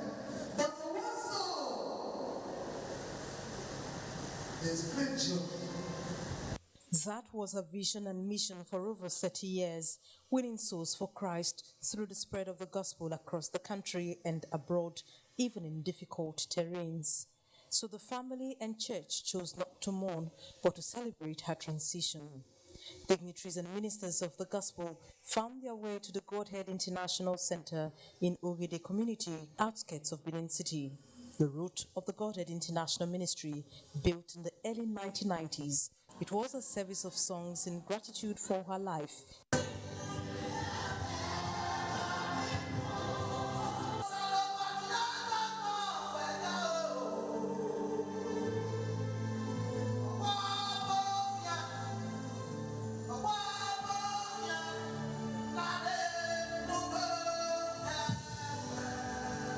The service over, the corpse was moved to the prayer ground in the center for lying in state. The body was taken to her residence, the Good Shepherd Courtyard in GRA Benin, and was interred in a private ceremony strictly for family members. She was our pillar. She lived a life after the heart of God. She's someone who nurtures, who cares. Mommy gives, mommy supports. With the vacuum created by her absence, the first son takes charge of the ministry. I believe that God knows what he's doing. And my whole job is to submit to him. And I do that. Then whatever this leadership is supposed to bring and do, it shall come to pass. The late Apostle Deborah Eunice Osagede died December 3, 2020 at 62. She was married to the late Bishop Gordon Osagede. The mother of 7 had her early education in Benin City and her higher education in Obafemi Awolowo University, University of Lagos, and University of Benin. Her first work experience was as news editor and moderator, Matters of the Moment, in NTA Benin from 1985 to 1986.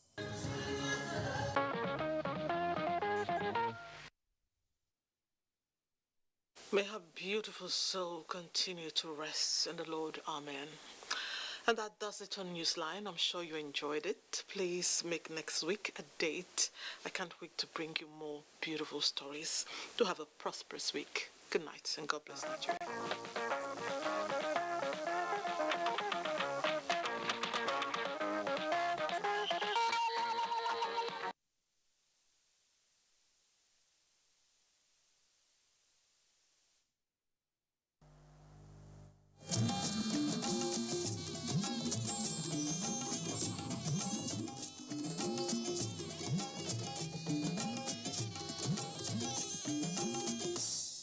is the network service of the NTA.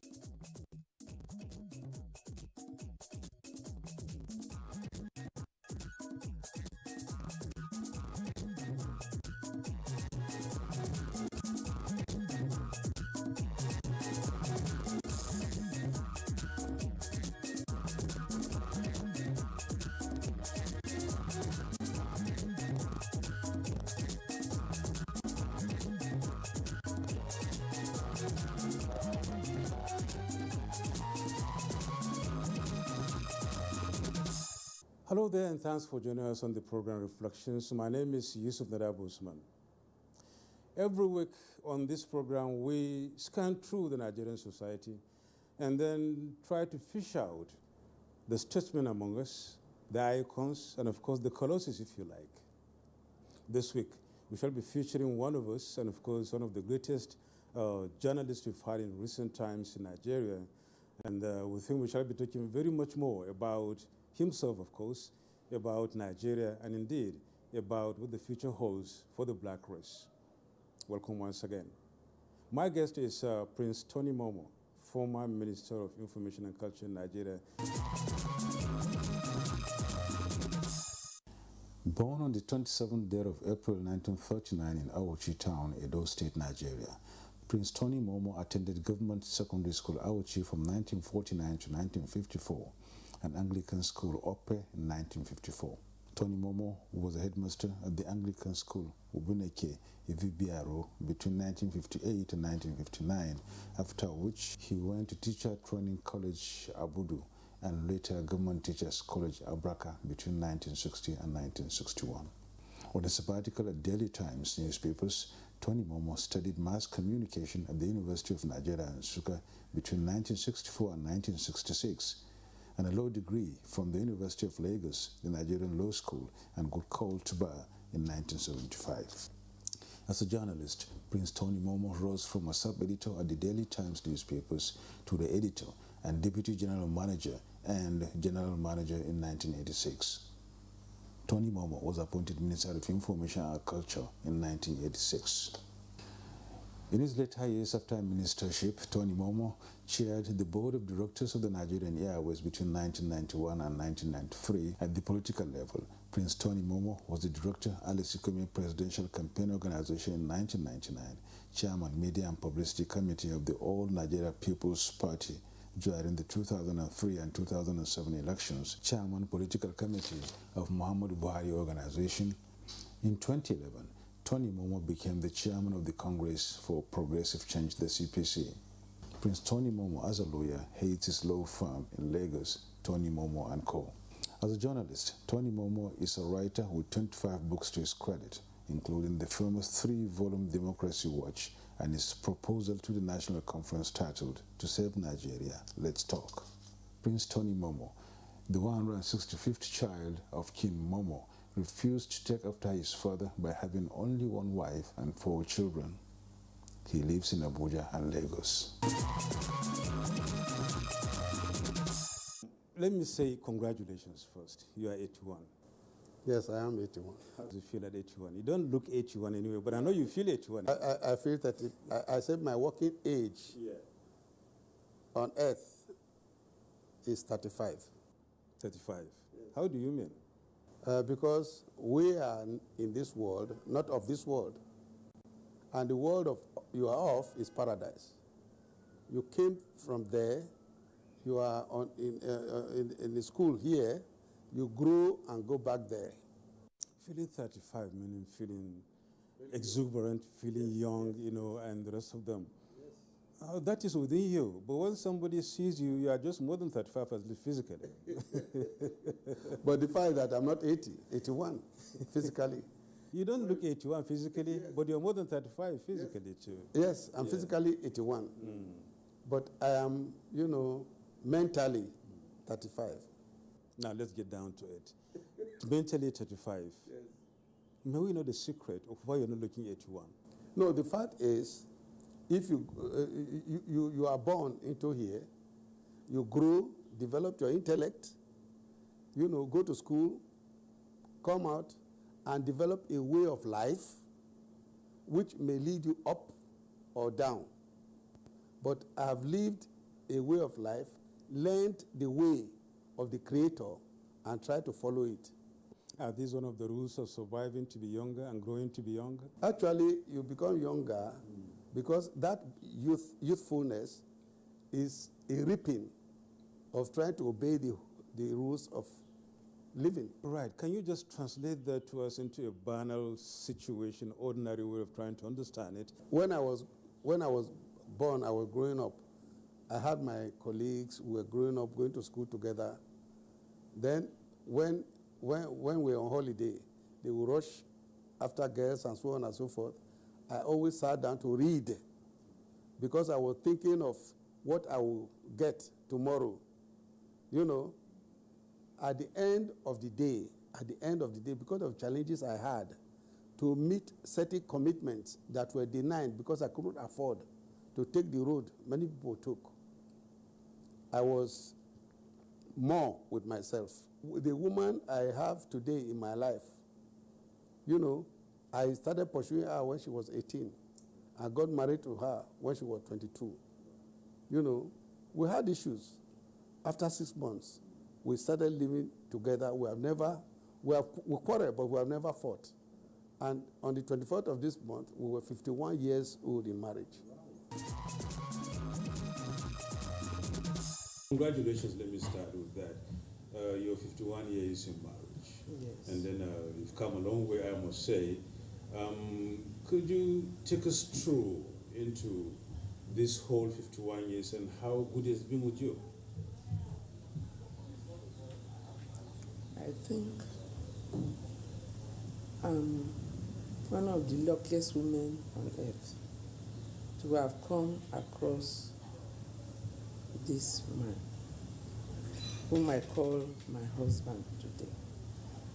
And I've always said that if there's any incarnation, when I come back, I want to marry the same man.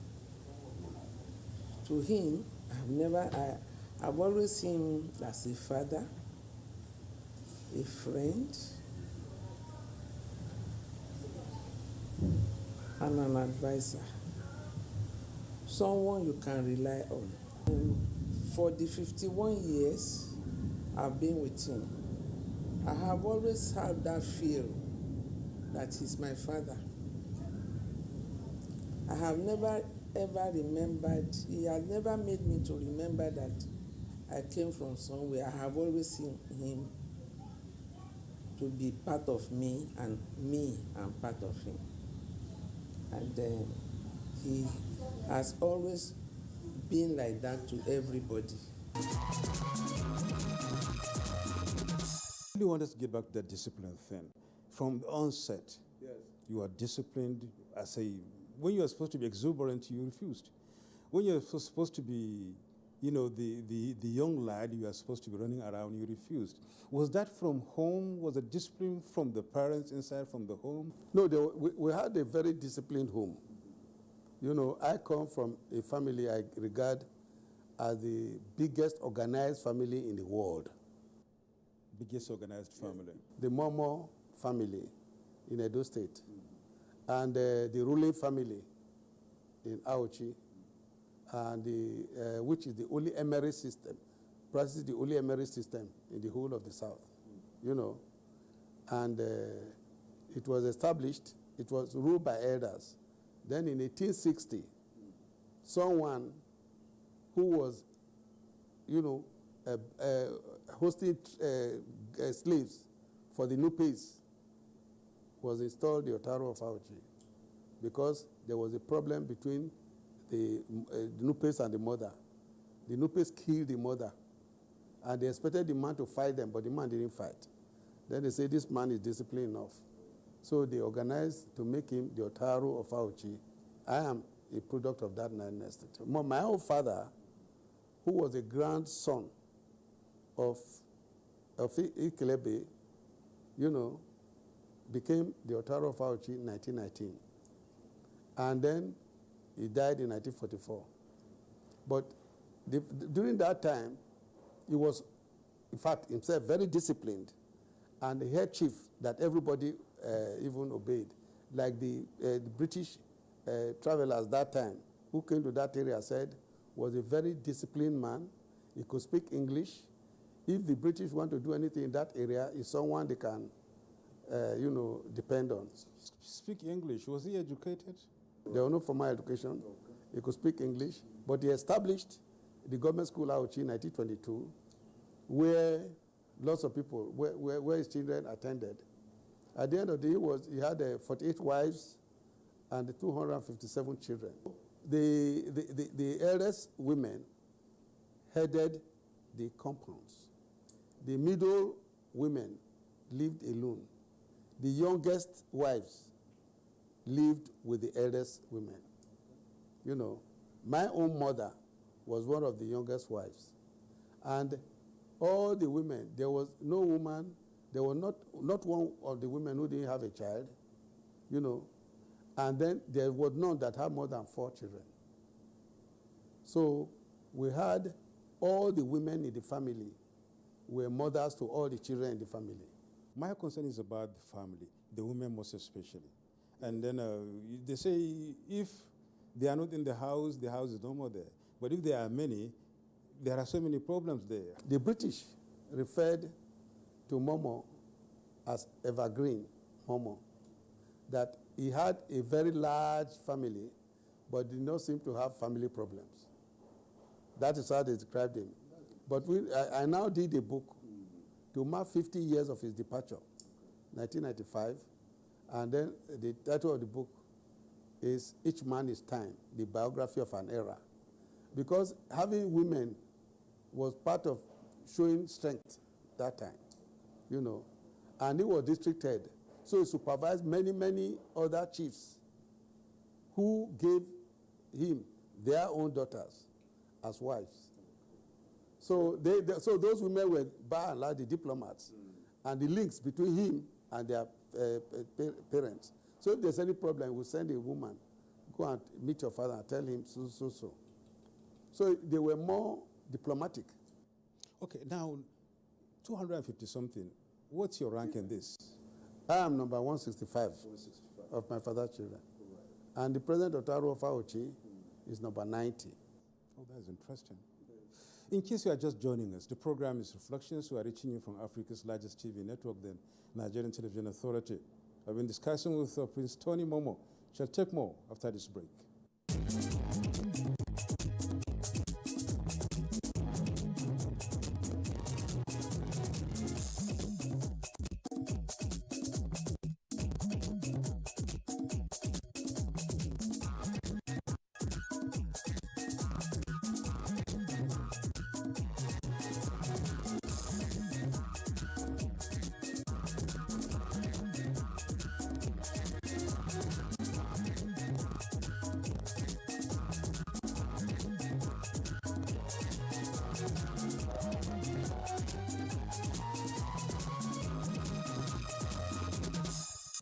Welcome back. Let's talk about you. We've talked about the Auchi, the Momo family. Now let's talk about you. You've been, educated in the Western way, let me put it that way, and I believe also in the Islamic way, in the Arabic way. And going through some of your memos and the much I can say I know about you, you got educated, you become a teacher, you become a journalist, you become, a lawyer, and there you are, you become almost everything. Take us down memory lane. Your education, as you said, you're disciplined in that in order to read, and you kept on reading. What pushed you to that? I started seriously reading anything. My biography, which was anchored by a professor of the University of Ibadan. They did research for about 7 years. They called it Prince Tony Momo, a national bibliotherapist and cultural engineer. It was launched when I was 17 years old. Okay. Yes, that's 11 years ago. All right. The fact that I grew up in school, I was leading in every subject, in every exam, from primary 1 to standard 6. Yes. And so when we were to go for to secondary school, I missed entrance to Edo College. And so those I was leading, obviously, would be ahead of me. Why did you miss it? How comes you missed so Ejo was not the first to ride a bicycle. I rode the bicycle from Auchi to Iwu and discovered the exam took place the following day, the previous day. So I was so upset. Right. And I went into teaching. And the following year, and I applied. You say from government school Auchi, but I said I was a teacher. I said they don't take teachers. I said, but I will never tell a lie. So nobody considered me. And I said, okay, I will go through teacher training. I went through teacher training, and I said, in 6 years, I will get what my colleagues in secondary school will get. So I went for 2 years teacher training, and came back and taught for 2 years. That's 4 years. Yeah. And then went back to teacher training for 2 years. And during that 6 years, I had teacher grade 3 certificate, then had teacher grade 2 certificate. And during the time I was teaching, after grade 3 certificate, because we had to teach for 2 years, I had GC ordinary level and GC advanced level. So my colleagues who were in secondary school, leaving secondary school, were going for HSC. They started using my own GC papers. And by the time I was finishing my my higher elementary, I was qualified to enter university. And then I applied to read estate management. And I was given admission to Reading University. I couldn't go. Why didn't you go? I was supposed to to be released from bond. You sign a bond. So I resigned. And that is an interesting story. Because in when we just left school, Awolowo schools, 1954, we were applying to be teachers because they were asking for teachers. Awolowo had introduced free education in Western region. And Midwest was part of Western region at that time. Then they said we should pay a bribe of £5. Right. Yes, £5. That was big money then. That was big money. But they said how we could pay it, they deducted from our salaries. Everybody paid. I refused to pay. Then I went to Anglican. And the Anglican said, well, we can't take you. I said, why? I said, because you are a Muslim. Wow. So I said, okay, I'll be a Christian. They said, Then they employed me. And I stopped being a Muslim and started going to church. And because it was a Muslim who asked for a bribe, unfortunately, I said, I judge institutions by those who run them. I'm no longer a Muslim. Okay. And started going to church. Then they said they wanted to baptize me. Right. I said, why not? But my name is Suleiman. They said, but you'll be answering Tony. I said, yes, but I answered Tony because of Tony Nauru and Tony Eden of England, who bombed the Suez Canal, and I thought he was a tough guy. Well, that was how the name came about? Yes, that's how the name came about. I think it was a back day name. No, that's Tony. So my name, Suleiman. Okay. And that's a name, A.S. Anthony Suleiman. Okay. So I said, if you want to baptize me, you baptize me with Suleiman. Okay. Because I later grew, I never came to know in spiritual studies that the name a child bears is the identity of the child, which you must study to know the child. And he brings it from over there and is woven into the mind of the one who we call the name. So you see, this management of human beings comes from over there. Yeah. Yeah. And the more you allow it to come from above, the better. Otherwise, it will come from below. So I became a Christian. And I said, if you are not baptizing me with Suleiman, that was 1958. Right. Yes. This time, I had come to know the Bible and so on and so forth. So I joined the Daily Times. On Friday, we were working, so going to mosque didn't arise. On Sunday, we were working, so going to the church didn't arise. I was there, and I got involved in a lot of spiritual works. Hindus and so on and so forth, and so on and so forth. You were just reading? I was just reading. So, 1970, I was not a good Muslim. I was not a good Christian.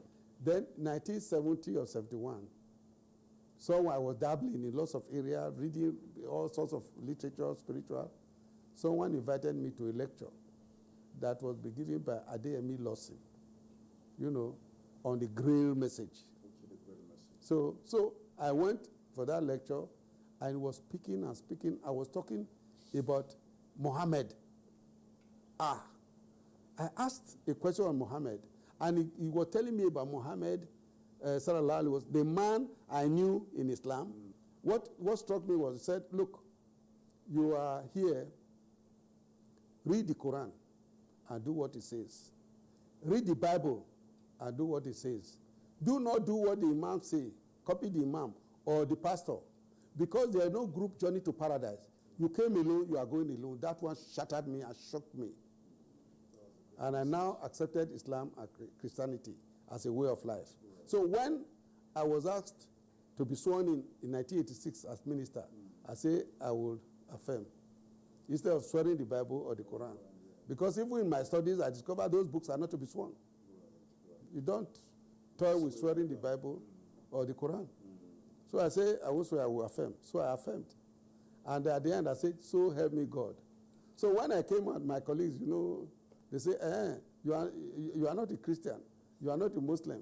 You are an atheist. Oh, why do you say, so help me God? I say, I am both. When they are not quarreling, and neither when they are. So that has been my focus. Right. You know, I am a Muslim. I am a Christian in the spiritual sense. Because religion leads you to paradise. And any attempt to deny that destination is unacceptable. Let's now get away from that spiritual aspect and talk about the physical world now, the physical world around you and what you went through and the rest of them. You started your surgeon or your journalism practice in Daily Times. So I came to Lagos and then wrote an application to Alhaji Joseph in the Daily Times. And later, I was pestering them. The secretary of Alhaji Joseph said, look, please wait and see Alhaji Joseph, because they have taken a decision on you and written a letter to your address in Surulere. I said, what's there? They said there's no work. Okay, for you? For me. So I waited. When Alhaji Joseph came, I greeted him. He said, yes. I said, sir, I want to be a journalist. And I hear you have written me a letter that I should be a journalist. And I think what you are today, someone gave you an opportunity. So you must give me an opportunity to be a journalist. Otherwise, when I have children, I will tell them that what I wanted to do, you destroyed it. He said, where do you want to, then he said, where do you want to start? I said, the beginning. So he made me a sub-editor in training. Okay. But I went to report. You know, later, I was the sub-editor.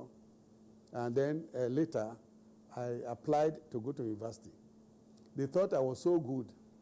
They said, you don't even need training in university. You are bright enough. They offered me university graduate salary. I said, no, I must go to university because I want to widen my horizon. So I applied to University of Nigeria, Nsukka. But you were in Lagos then? I was in Lagos. And only Nsukka was offering journalism. So I applied to University of Nigeria, Nsukka. The first choice was journalism. The second choice was journalism. The third choice was journalism. Why the crave for journalism? I wanted journalism, and even I said, I want to be a journalist because Alhaji had put us on a track. And I really wanted to make it a profession. Had they not given you what you wanted, would you have not taken anything? So if they had given me any other, I would not have gone. Right. Because there are three choices, and I said it's the journalism I want. Yeah. So I went, and then we were University of Nigeria, Nsukka. And that's where we were. In the last year, Ojuku's problem started, Biafra, and we were thrown out. So we finished the University of Nigeria program in University of Lagos. So what I wanted to do immediately before I went to university was I would study a second degree that would strengthen my journalism. So when I came back, I had mass comm in 1967 and then started putting for law you know, University of Lagos. We graduated in University of Lagos because we finished Usuka program in University of Lagos. Okay. So we had a mass comm degree in University of Lagos. I now entered for law in University of Lagos, and then had the LLB in 1974. And I took off time, Daily Times. I was in Daily Times that time, training manager. And then I went to law school, came back in 75. I was called to the bar in 1975. And then in 1976, I became editor of Daily Times, the first, lawyer to edit the Daily Times. And you even rose to the rank of a general manager. Oh yes, I rose to rank of general manager, planning and development. I later general manager, publication division, and from there I was appointed as Minister of Information and Culture. We'll talk about that ministership in a moment. You're watching Reflections reaching you from NTA. We've been discussing with Prince Tony Momo. We'll have more about him in a while. Stay with us.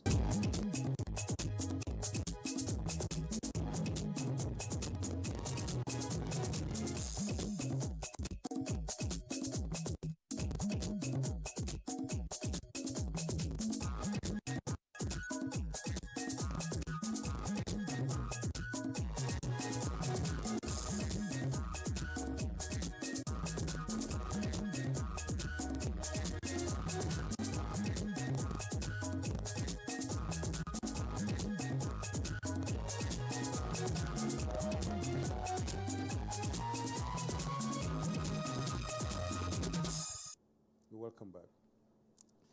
You have a very huge portfolio, and I would rather refer to you as a colossus as far as I'm concerned, because I found myself just like an opportunity and a privilege to talk to you, especially when I go through some of these things you've gone through. As a minister, you become a minister right after from Daily Times, and there you are. You've been so much of a controversial journalist at that time, I remember. Even the fact that there are two strong cases I can remember where you find you double yourself into quasi-politics or something like that. Yes. You had a problem with the Senate, you had a problem with the other representatives, you even went to court. Was it out of your lawyer, barrister background, or what is it? Yeah. As a journalist, I read law, and I tried to specialize in media law. And then the anchor was Chapter 2 of the Constitution, which deals with fundamental objectives and directive principles of state policy. And they say it's non-justiciable. But people, even the lawyers, thought that it was a gift from the judiciary. But the fact is, non-justiciability of Chapter 2 is a provision of the Constitution. The second area was Chapter 2 of the Constitution. What did it say? Fundamental objectives and directive principles of state policy. Section 6, subsection 6C of the Constitution say the courts will have no say in that area. And that area defines the duties, all those who are performing executive, legislative, and judicial functions. In the polity, the duties they must perform. And is there, you must abide by the provisions of Chapter 2, where you take the oath of allegiance and the oath of office in the 7th schedule. And then Chapter 2 of the Constitution, Section 14, says that sovereignty belongs to the people of Nigeria. From the Constitution, government derives all its power and authority. In other words, the boss in the system is the people of Nigeria.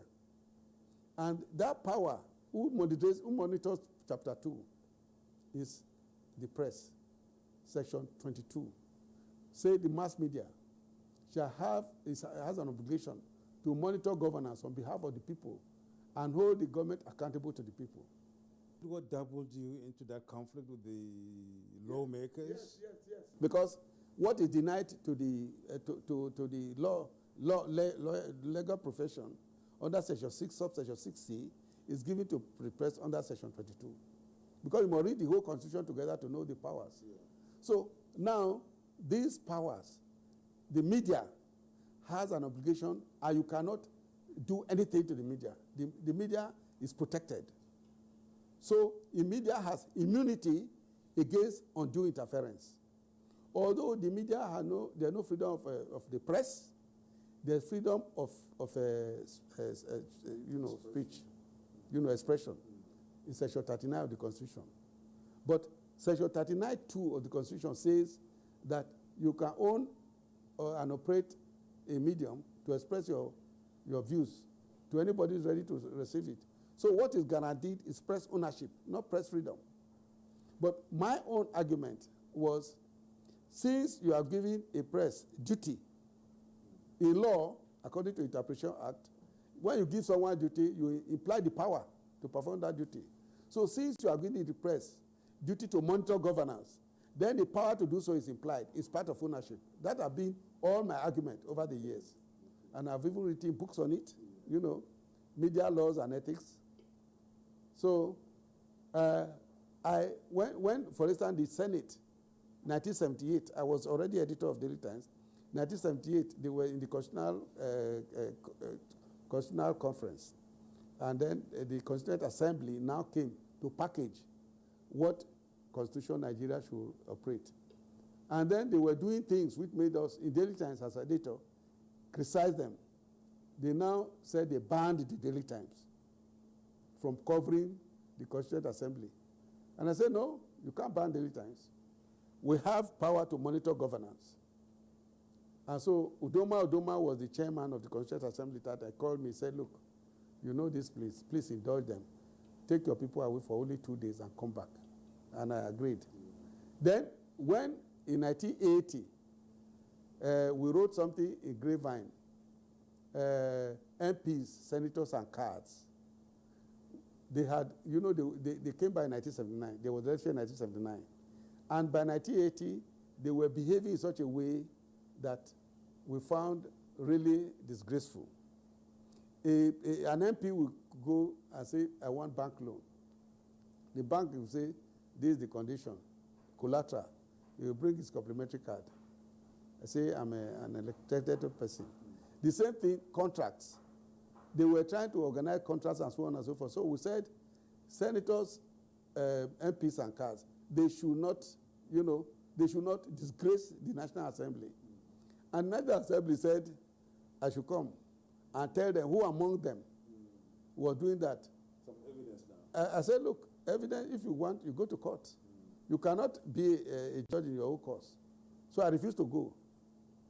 And I went to court and sued that the invitation to me should be quashed. Rotimi Williams stood for the Senate and another son, and then they withdrew the invitation. Rotimi Williams said, if someone invites you and withdraw the invitation, there's nothing to quash. But that was how the thing. But we went and now established the duties, the powers of the Senate, you know, under the Constitution, where they can go, where they cannot go, and so on and so forth. And that was what led to this thing, which is locus classicus, that is taught in law schools and so on and so forth, administrative colleges, Tonimomo, and the Senate of the National Assembly. Was it now the same thing with the House of Representatives much later? Any time the National Assembly, State Assembly, advise anybody, the lawyer will tell them, Tonimomo and the Senate, unless you what you are inviting him for has to do with your work, you can't invite him. Yes. You're just watching reflections reaching you from NTA, and of course, we've been talking with Prince Tony Momo. We have a lot more to talk about. Now, why can't you stay back for that?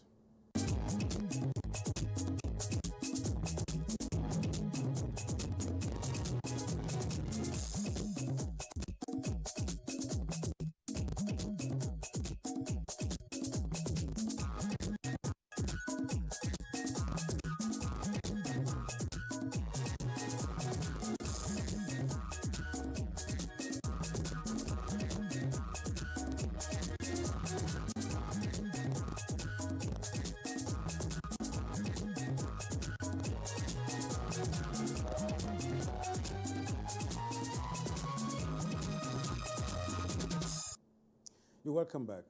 So now let's talk about contemporary issues now. Let's talk about this administration and of course how you happen to find yourself in it after the ministership and the rest of them. How did you come about GMB?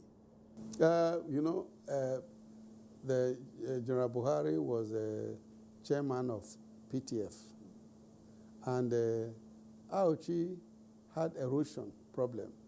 It was eating up Auchi. So someone proposed to Buhari to deal with Auchi erosion and do roads, 23 roads at Auchi, and supply water to Auchi community, Ozaru community, and Satibi community that are neighbors. And Buhari accepted to do so without knowing anybody from the area.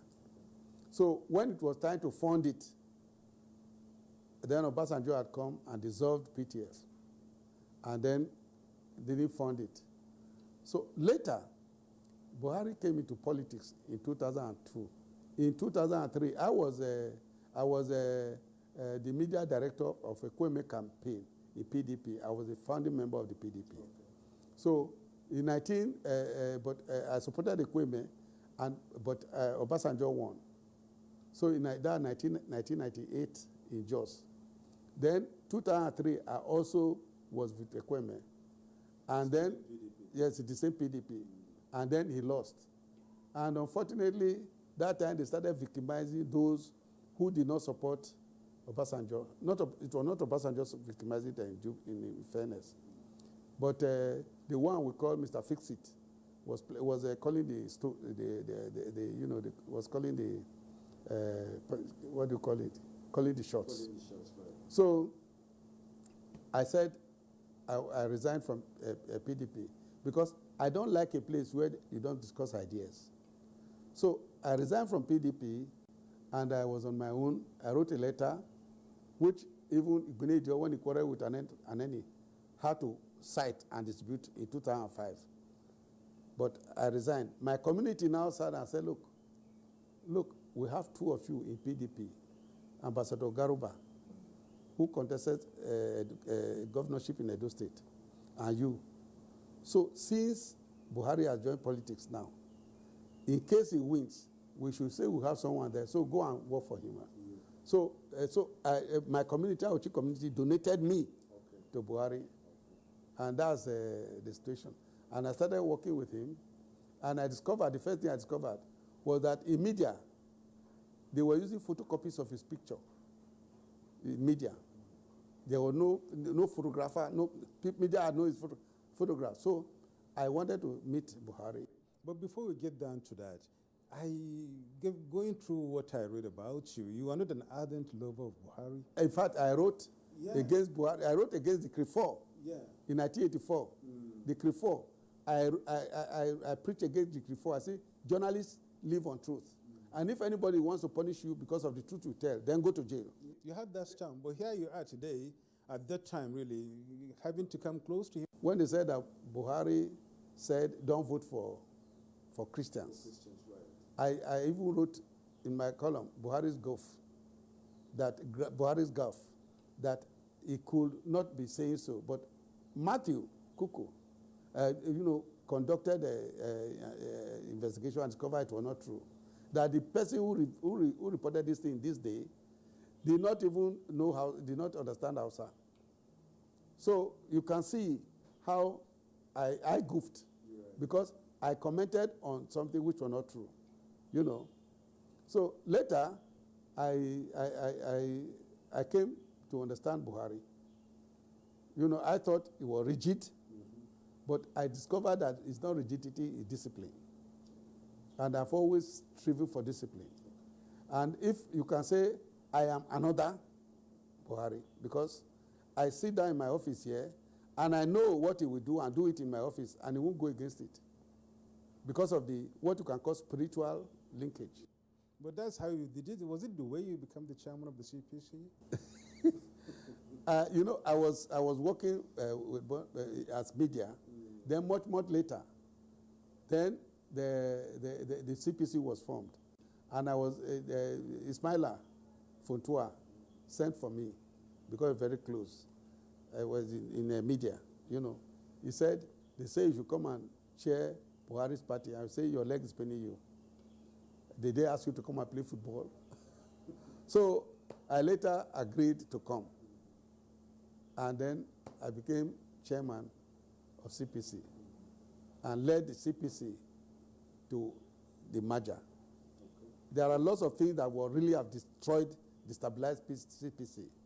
They say unity government. I say we are not interested in unity government. And if we had been in unity government, there wouldn't have been merger, and there wouldn't have been opportunity for Buhari to be president. They would have sold out to Jonathan, just like the leader of ANPP and the leader of AD sold out to Obasanjo, you know, that time. Then the second one was when we went to court. They removed Salami. And our lawyer said, no, we cannot go any further. Then it was advised that we should withdraw the matter. So unknown to me, they said they gave us the promise of 1 billion and are giving us 500 million to remove the matter. Everybody, it was all over the place. But me, I said, we are not going to leave this matter. We have lost, the matter starts on two legs, legal and political. The leg is broken, legal leg is broken. We go on the political leg. So we went to Supreme Court. Okay. And when I called Buhari that we are going forward, he said, what? I said, yes. We are going to Supreme Court on the political one. Because you must make the political history of being the man who was in court more than any other individual in Nigerian history. He contributed to legal jurisprudence, you know. So he said, you have made my day. I said, why? He said, I heard that you people were compromised. I said, and you believe it? He said, Chairman, I don't know what to believe nowadays. You know? So we went to Supreme Court, although we lost in Supreme Court. Then later, we had this CPC. We had this CPC making 12 million votes. We didn't have a councillor. We didn't have a senator. We didn't have any elected person. But Buhari has been dragging those 12 million votes since 2003.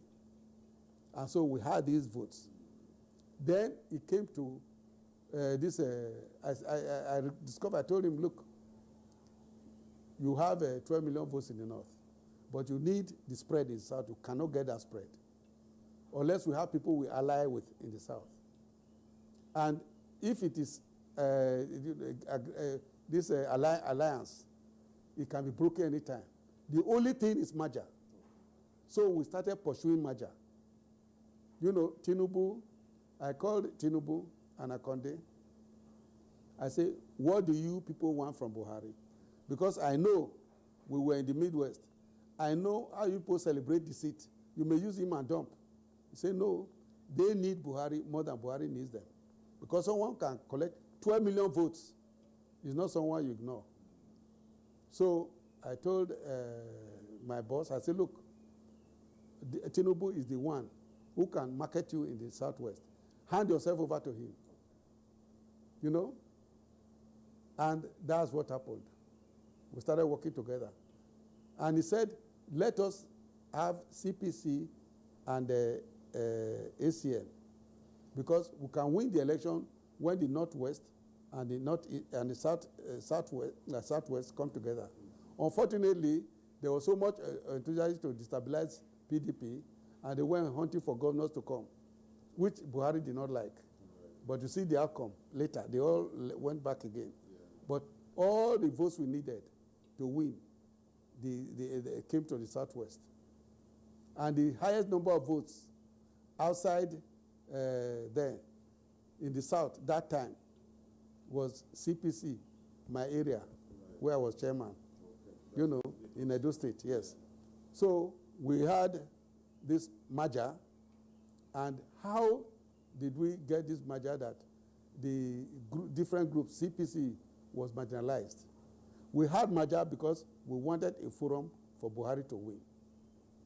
And then everybody made their own commitment. ACN controlled the party structures. CPC had the votes, but not the money.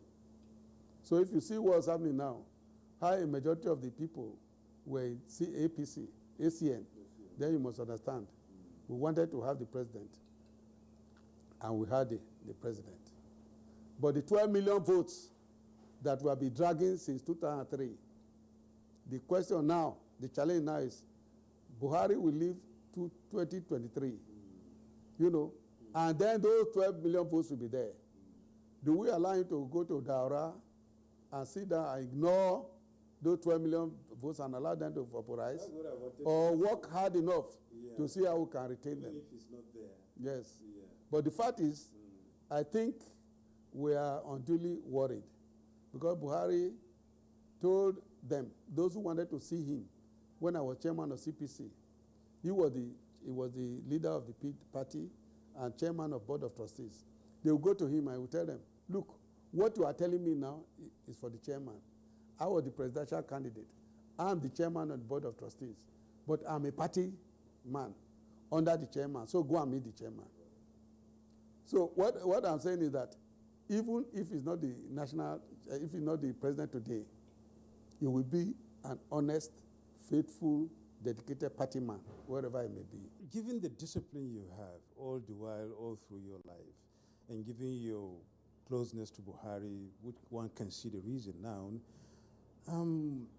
what do you make out of the present fight against corruption in this country? You know, over governance, you see, the fact is competition. Competition anchors everything we do. Everybody is competing to have a living, to have part of that cake, national cake, that they have been unwilling to be part of baking. That's what it is. If we really have cooperation and commitments, and then minimum government will have solutions. What do you mean minimum government? Minimum government, for instance, about 93 areas, National Assembly makes law. And 93 areas, the president executes law. In the federation, it's too top-heavy. We don't need more than 24 maximum. Oh. Yes, maximum of those areas, exclusive list and concurrent list. So if you move the powers there to the regions, because we have to have regions of federation units, not 36 states. If you move them to the region and the geopolitical areas have emerged at the regions, now the competition for the center will be reduced. Why should the National Assembly be making law on agriculture, on roads, and so on and so forth? I don't think you are asking Nigerians or asking us to revert to the regional governments. That's what I'm saying. Right. And I have, to save Nigeria's stock. I wrote it in 2002 when I discovered monitoring governance every week. I did it for 12 years and have 3 volumes. Democracy Watch, a monitor's diary. When by 2002 I discovered how much we were spending, recurrent, I said, look, if you want to grow, you spend not more than 20-25% on recurrent. The other one should be on development. So democracy, we are spending so much money on democracy. Democracy is the luxury of development. You heard what I said? Yeah. Democracy is the luxury of development. When you have developed, then you take that quantum of freedom, because democracy has to do with freedom. Yeah. You take that quantum of freedom to grow the polity. But we are spending the money for development on the highway. Any chance to meet you, Prince Tony Momo, is a chance to ask you about letters to countrymen. You've been writing that ever since, and anybody that writes any letter to countrymen in Nigeria now should be copying from you. What really motivated you to do that, and why are you talking to us now instead of writing the letters? No, I've been writing letters. The fact is depends on the type of situation. For instance, in 1999, I started to undertake the agenda-setting role of the media, because it was not organized. And I started writing point of order, dragging lawmakers, law executors, and law interpreters to the Constitution. I'm talking about the present situation and your own position on political affairs in Nigeria, talking about the decentralization of the power from the center. For instance, I told you I wrote to save Nigeria, let's talk, in 2002. 2005, when Obasanjo programmed the Constitutional Conference, I gave them 600 copies, 500 copies. Then 2014, when Jonathan did the dialogue, I printed 600 copies from my limited resources and gave them. Now, because of what the loud call for the congestion of the political space, I have printed 11,000 copies and distributed freely. Okay. I will give you copies. To save Nigeria, let's talk. That is the thing. We must decongest the political space. How we do it is settled there. You don't even need a referendum. Okay. You can do it within 48 hours. What do you see of Nigeria in the next 50 years? Nigeria will be a world leader, anchored on spiritual recognitions. And the whole world will be ruled by those who know God Almighty. Okay. In other words, those who organize cooperation, not those who anchor, development on competition. With this kind of attitude in Nigeria now, and you're projecting that positivity? No, but the fact that I didn't even know the coronavirus that will ground all of us. The whole world is humbled. Yeah, sure. Man has to be humbled. And God has a hand in these things. The world will never be the same again. You've been Minister of Information and Culture. And of course, you've played a very important role in this, the congesting, I will use that word, the congesting the media. What motivated you to do that? Was it this background of your journalistic profession, or you just felt there was a greater need for it? I wanted to ensure that journalism is professionalized. But then the area of media ownership, especially electronic media, was government. And I thought the regulation was ripe, because only the NTA was there to control broadcasting media. This is broadcasting in Nigeria, and electronic broadcasting, especially television. Then radio was controlled by Radio Nigeria in Nigeria. These were the monopolies. Yes, they were the monopolies. So I decongested the broadcasting space, and we had made provision for NBC. And the NBC now started controlling all these areas. I wouldn't, end up this without asking you this question, really. What do you make of the social media? Social media is inevitable. The fact is, it had made, dinosaurs of organized media. Yeah. So everybody now is a journalist. So while in journalism, when you go for training, they tell you, if in doubt, leave out. In social media, when you receive, share. Yeah, so that's the difference. So they don't even read. Yes. And the people who manipulate it they are not trained. All you can do is to operate a phone. But do you think the social media can be controlled? No. What about the rules being put in place to regulate it, for instance? No, you can't implement the rules. The only thing is to see what you can really do. But you can't control social media. Can you suggest for us some of the ways out? Is to strengthen the communication apparel of government, public communication institutions. Okay. For instance, if you have a NTA, publishing or broadcasting, biggest station in this thing, it will be the word of NTA against the others. In fact, people are already doing it. They say social media, unless it's in public media, they won't believe. Yeah. So they wait for approval of what anybody is saying in the social media in the public space. Yes. So we should strengthen this public media. We should strengthen them. Thank you so much, sir. It's my pleasure. For the past 1 hour, I've been discussing with Prince Tony Momo on the program Reflections. Next week, we shall come along with another personality with whom we shall be talking more about Nigeria and himself. It's our pleasure. You've been there. I am Yusuf Darabu Usman saying bye for now.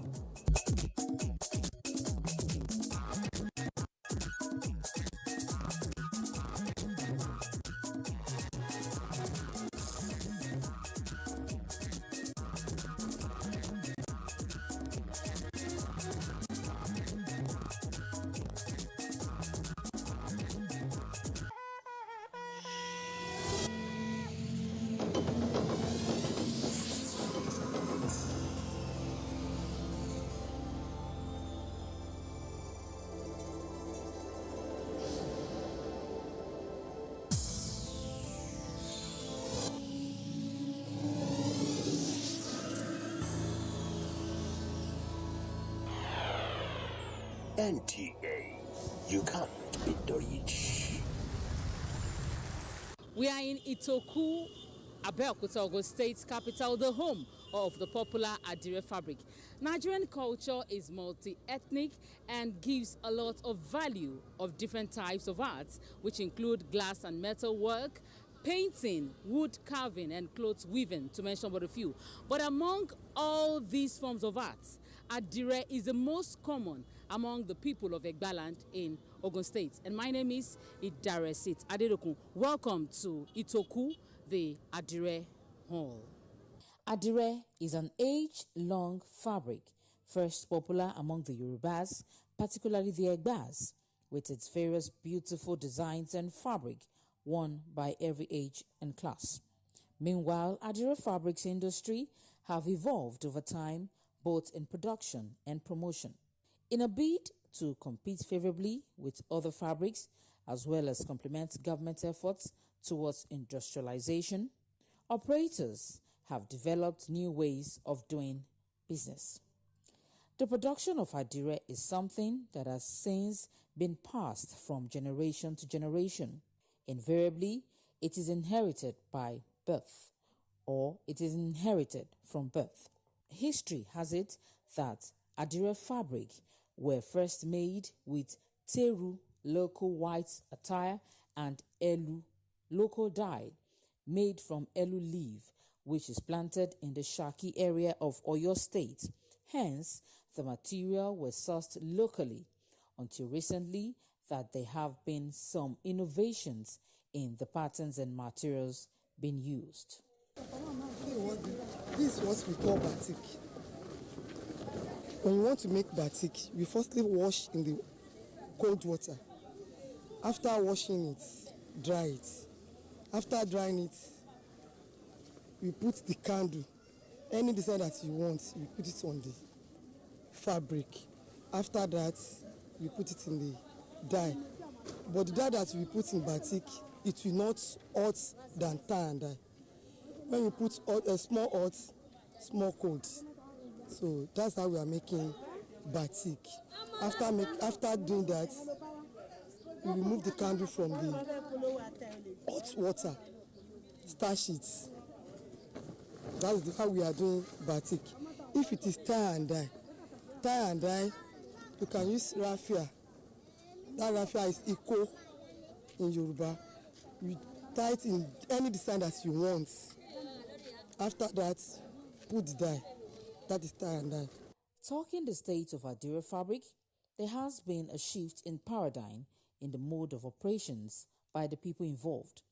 Adire now uses simple technology, and hot wax or paraffin are used as resist agents in place of the indigenous cassava paste. To meet the high demand of Adire now, stenciling has largely been replaced by a block printing technique to apply the hot wax. We are using 100% materials, quality one, but now they are made in China. 40% of the quality one that we are using before. We are using 100% of quality Guinea brocade. For now, we are using only 40% quality. In the next 10 years, to my own calculation and by God's grace, everything will have been bigger and better than what we have now. Because many people are coming into it, and as many people are coming into it, they are bringing in creativity. Somebody will come and learn Adire from you today. Before you know it, the design that person will be creating will be different from yours and will be better than the yoga stuff. Whether it is produced through the old process or otherwise, Adire is a fabric in the class of its own among fabrics in Nigeria and the diaspora. The coronavirus, also known as COVID-19, has been declared by the World Health Organization as a global pandemic. While clinical trials are ongoing for a vaccine and a possible cure, there is no known treatment for the coronavirus. Nigeria has recorded some of these cases, and people are advised to take these preventive measures to keep themselves safe and contain the further spread of the virus. Wash your hands frequently with soap and water, or use hand sanitizers all the time. Maintain social distancing. Avoid touching your eyes, nose, and mouth. Practice respiratory hygiene. If you have fever, cough, and difficulty breathing, seek medical care early. Do not panic. Stop the spread of unconfirmed news. Follow the official government news outlets and report all cases immediately. This message is brought to you by the Nigerian Television Authority, NTA, Africa's largest television network.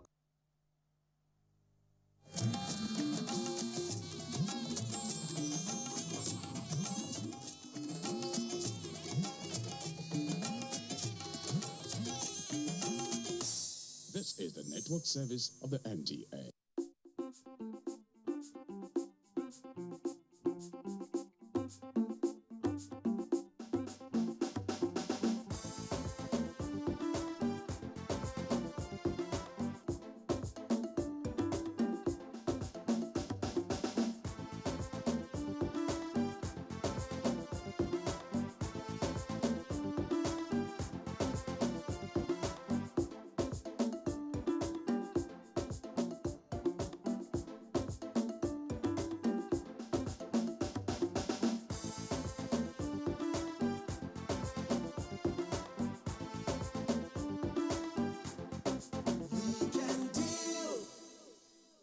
You are in the right place at the right time.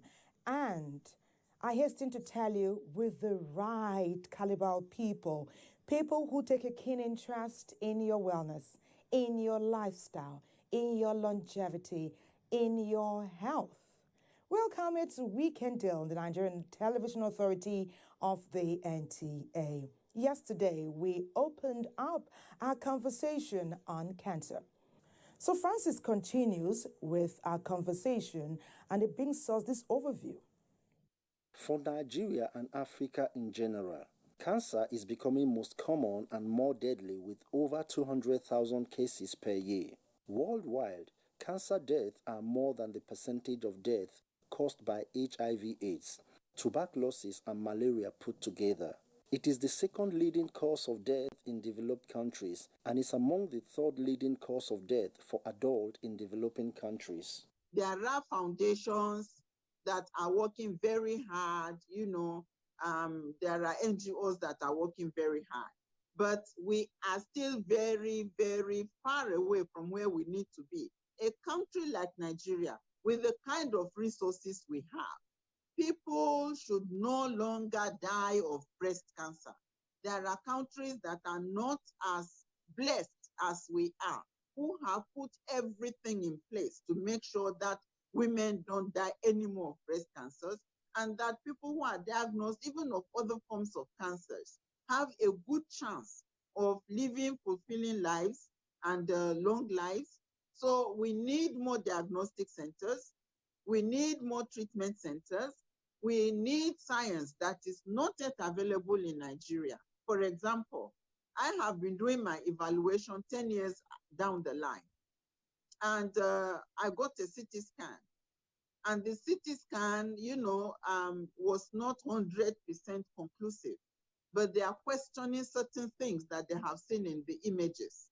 And what they are recommending is that I do a PET scan to, address whatever gaps there are, so that we are very sure if there is need to panic or not. And then I start to make calls to colleagues around the country, and there is nowhere in Nigeria I can get a PET scan. Now that is scandalous. Look at all the hotels we are building, all the filling stations we have, all the shopping plazas, and other kind of investment that we are making. But we are not making health as much the priority in the investments that we have. There are more than 100 types of cancer usually named for the organs or tissue where the cancers form. While some symptoms may differ between various people, it is important to get medications as soon as you notice the symptoms. The reason for the growth in cancer rates in Nigeria and the extremely poor countries are varied, which include unhealthy lifestyle and environmental pollution, late diagnosis, and poor access to health care. The number one thing is to make sure that we improve our health-seeking behavior generally.